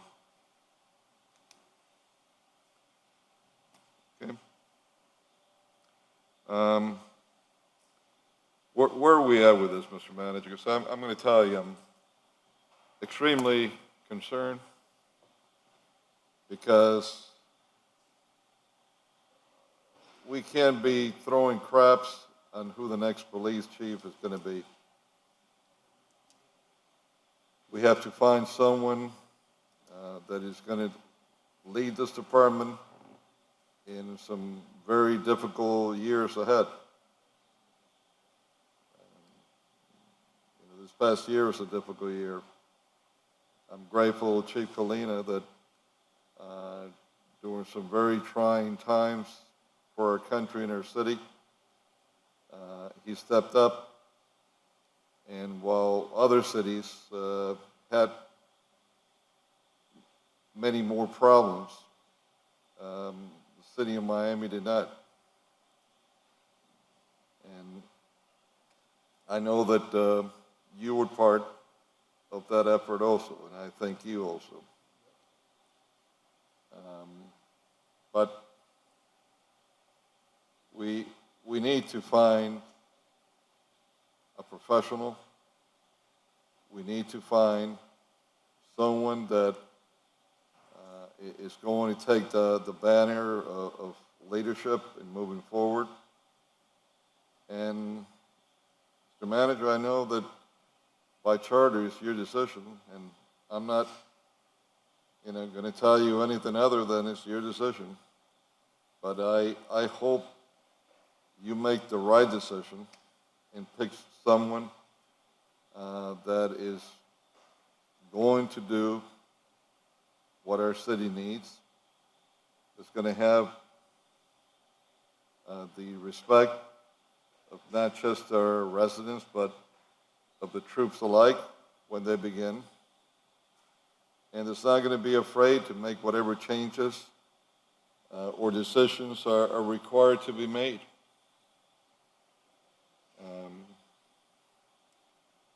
What are you foreseeing that is going to be the steps that you're going to be making? Because I don't want to be hearing about this from the media calling me up or somebody else, or quickly put together press conference.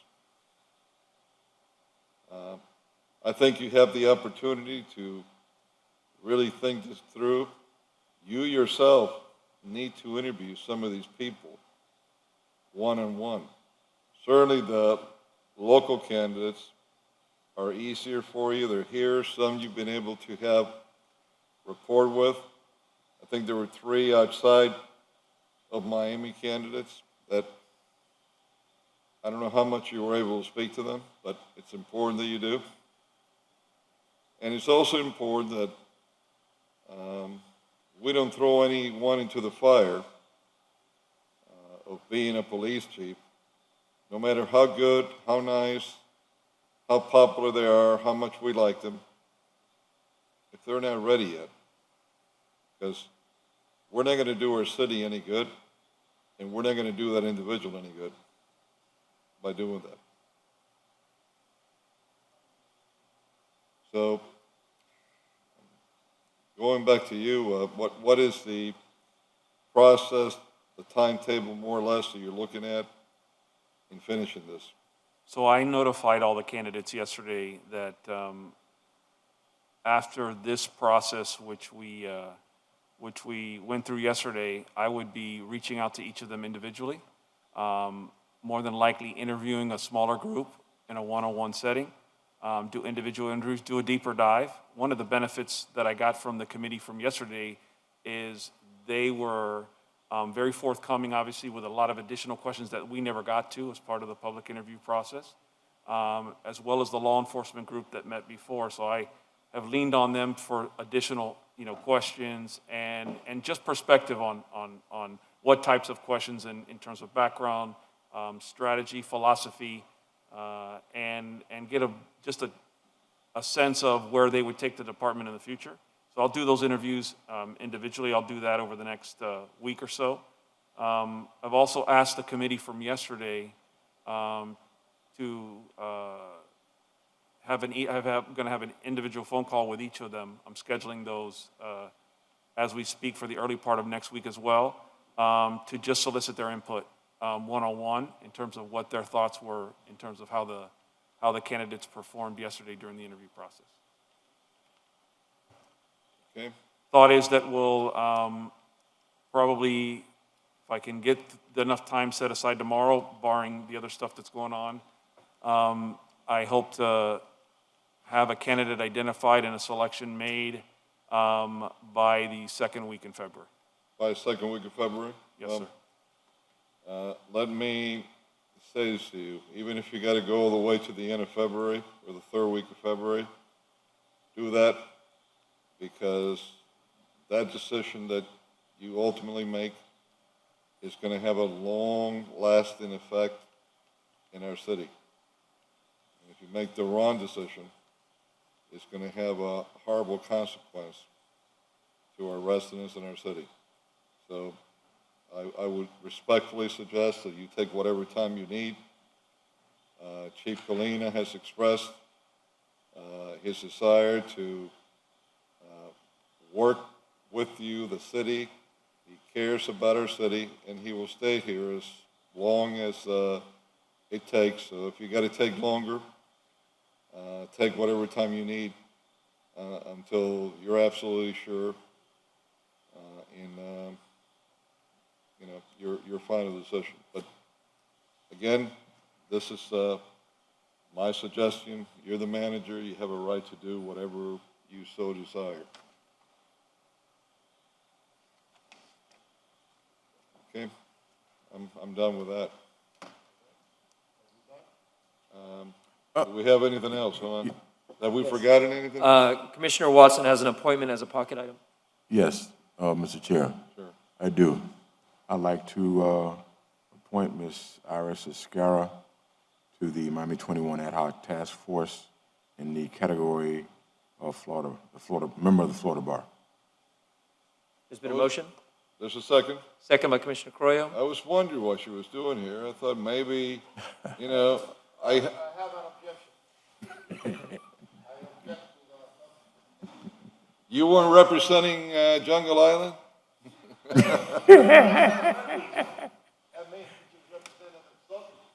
Fact. I have an objection. Oh, God. There's been a motion, there's been a second. Any further discussion? Yeah. It's just so you can see how grateful people are of me. Some character that was here today sent me a text. He says, "Thanks for all the publicity today."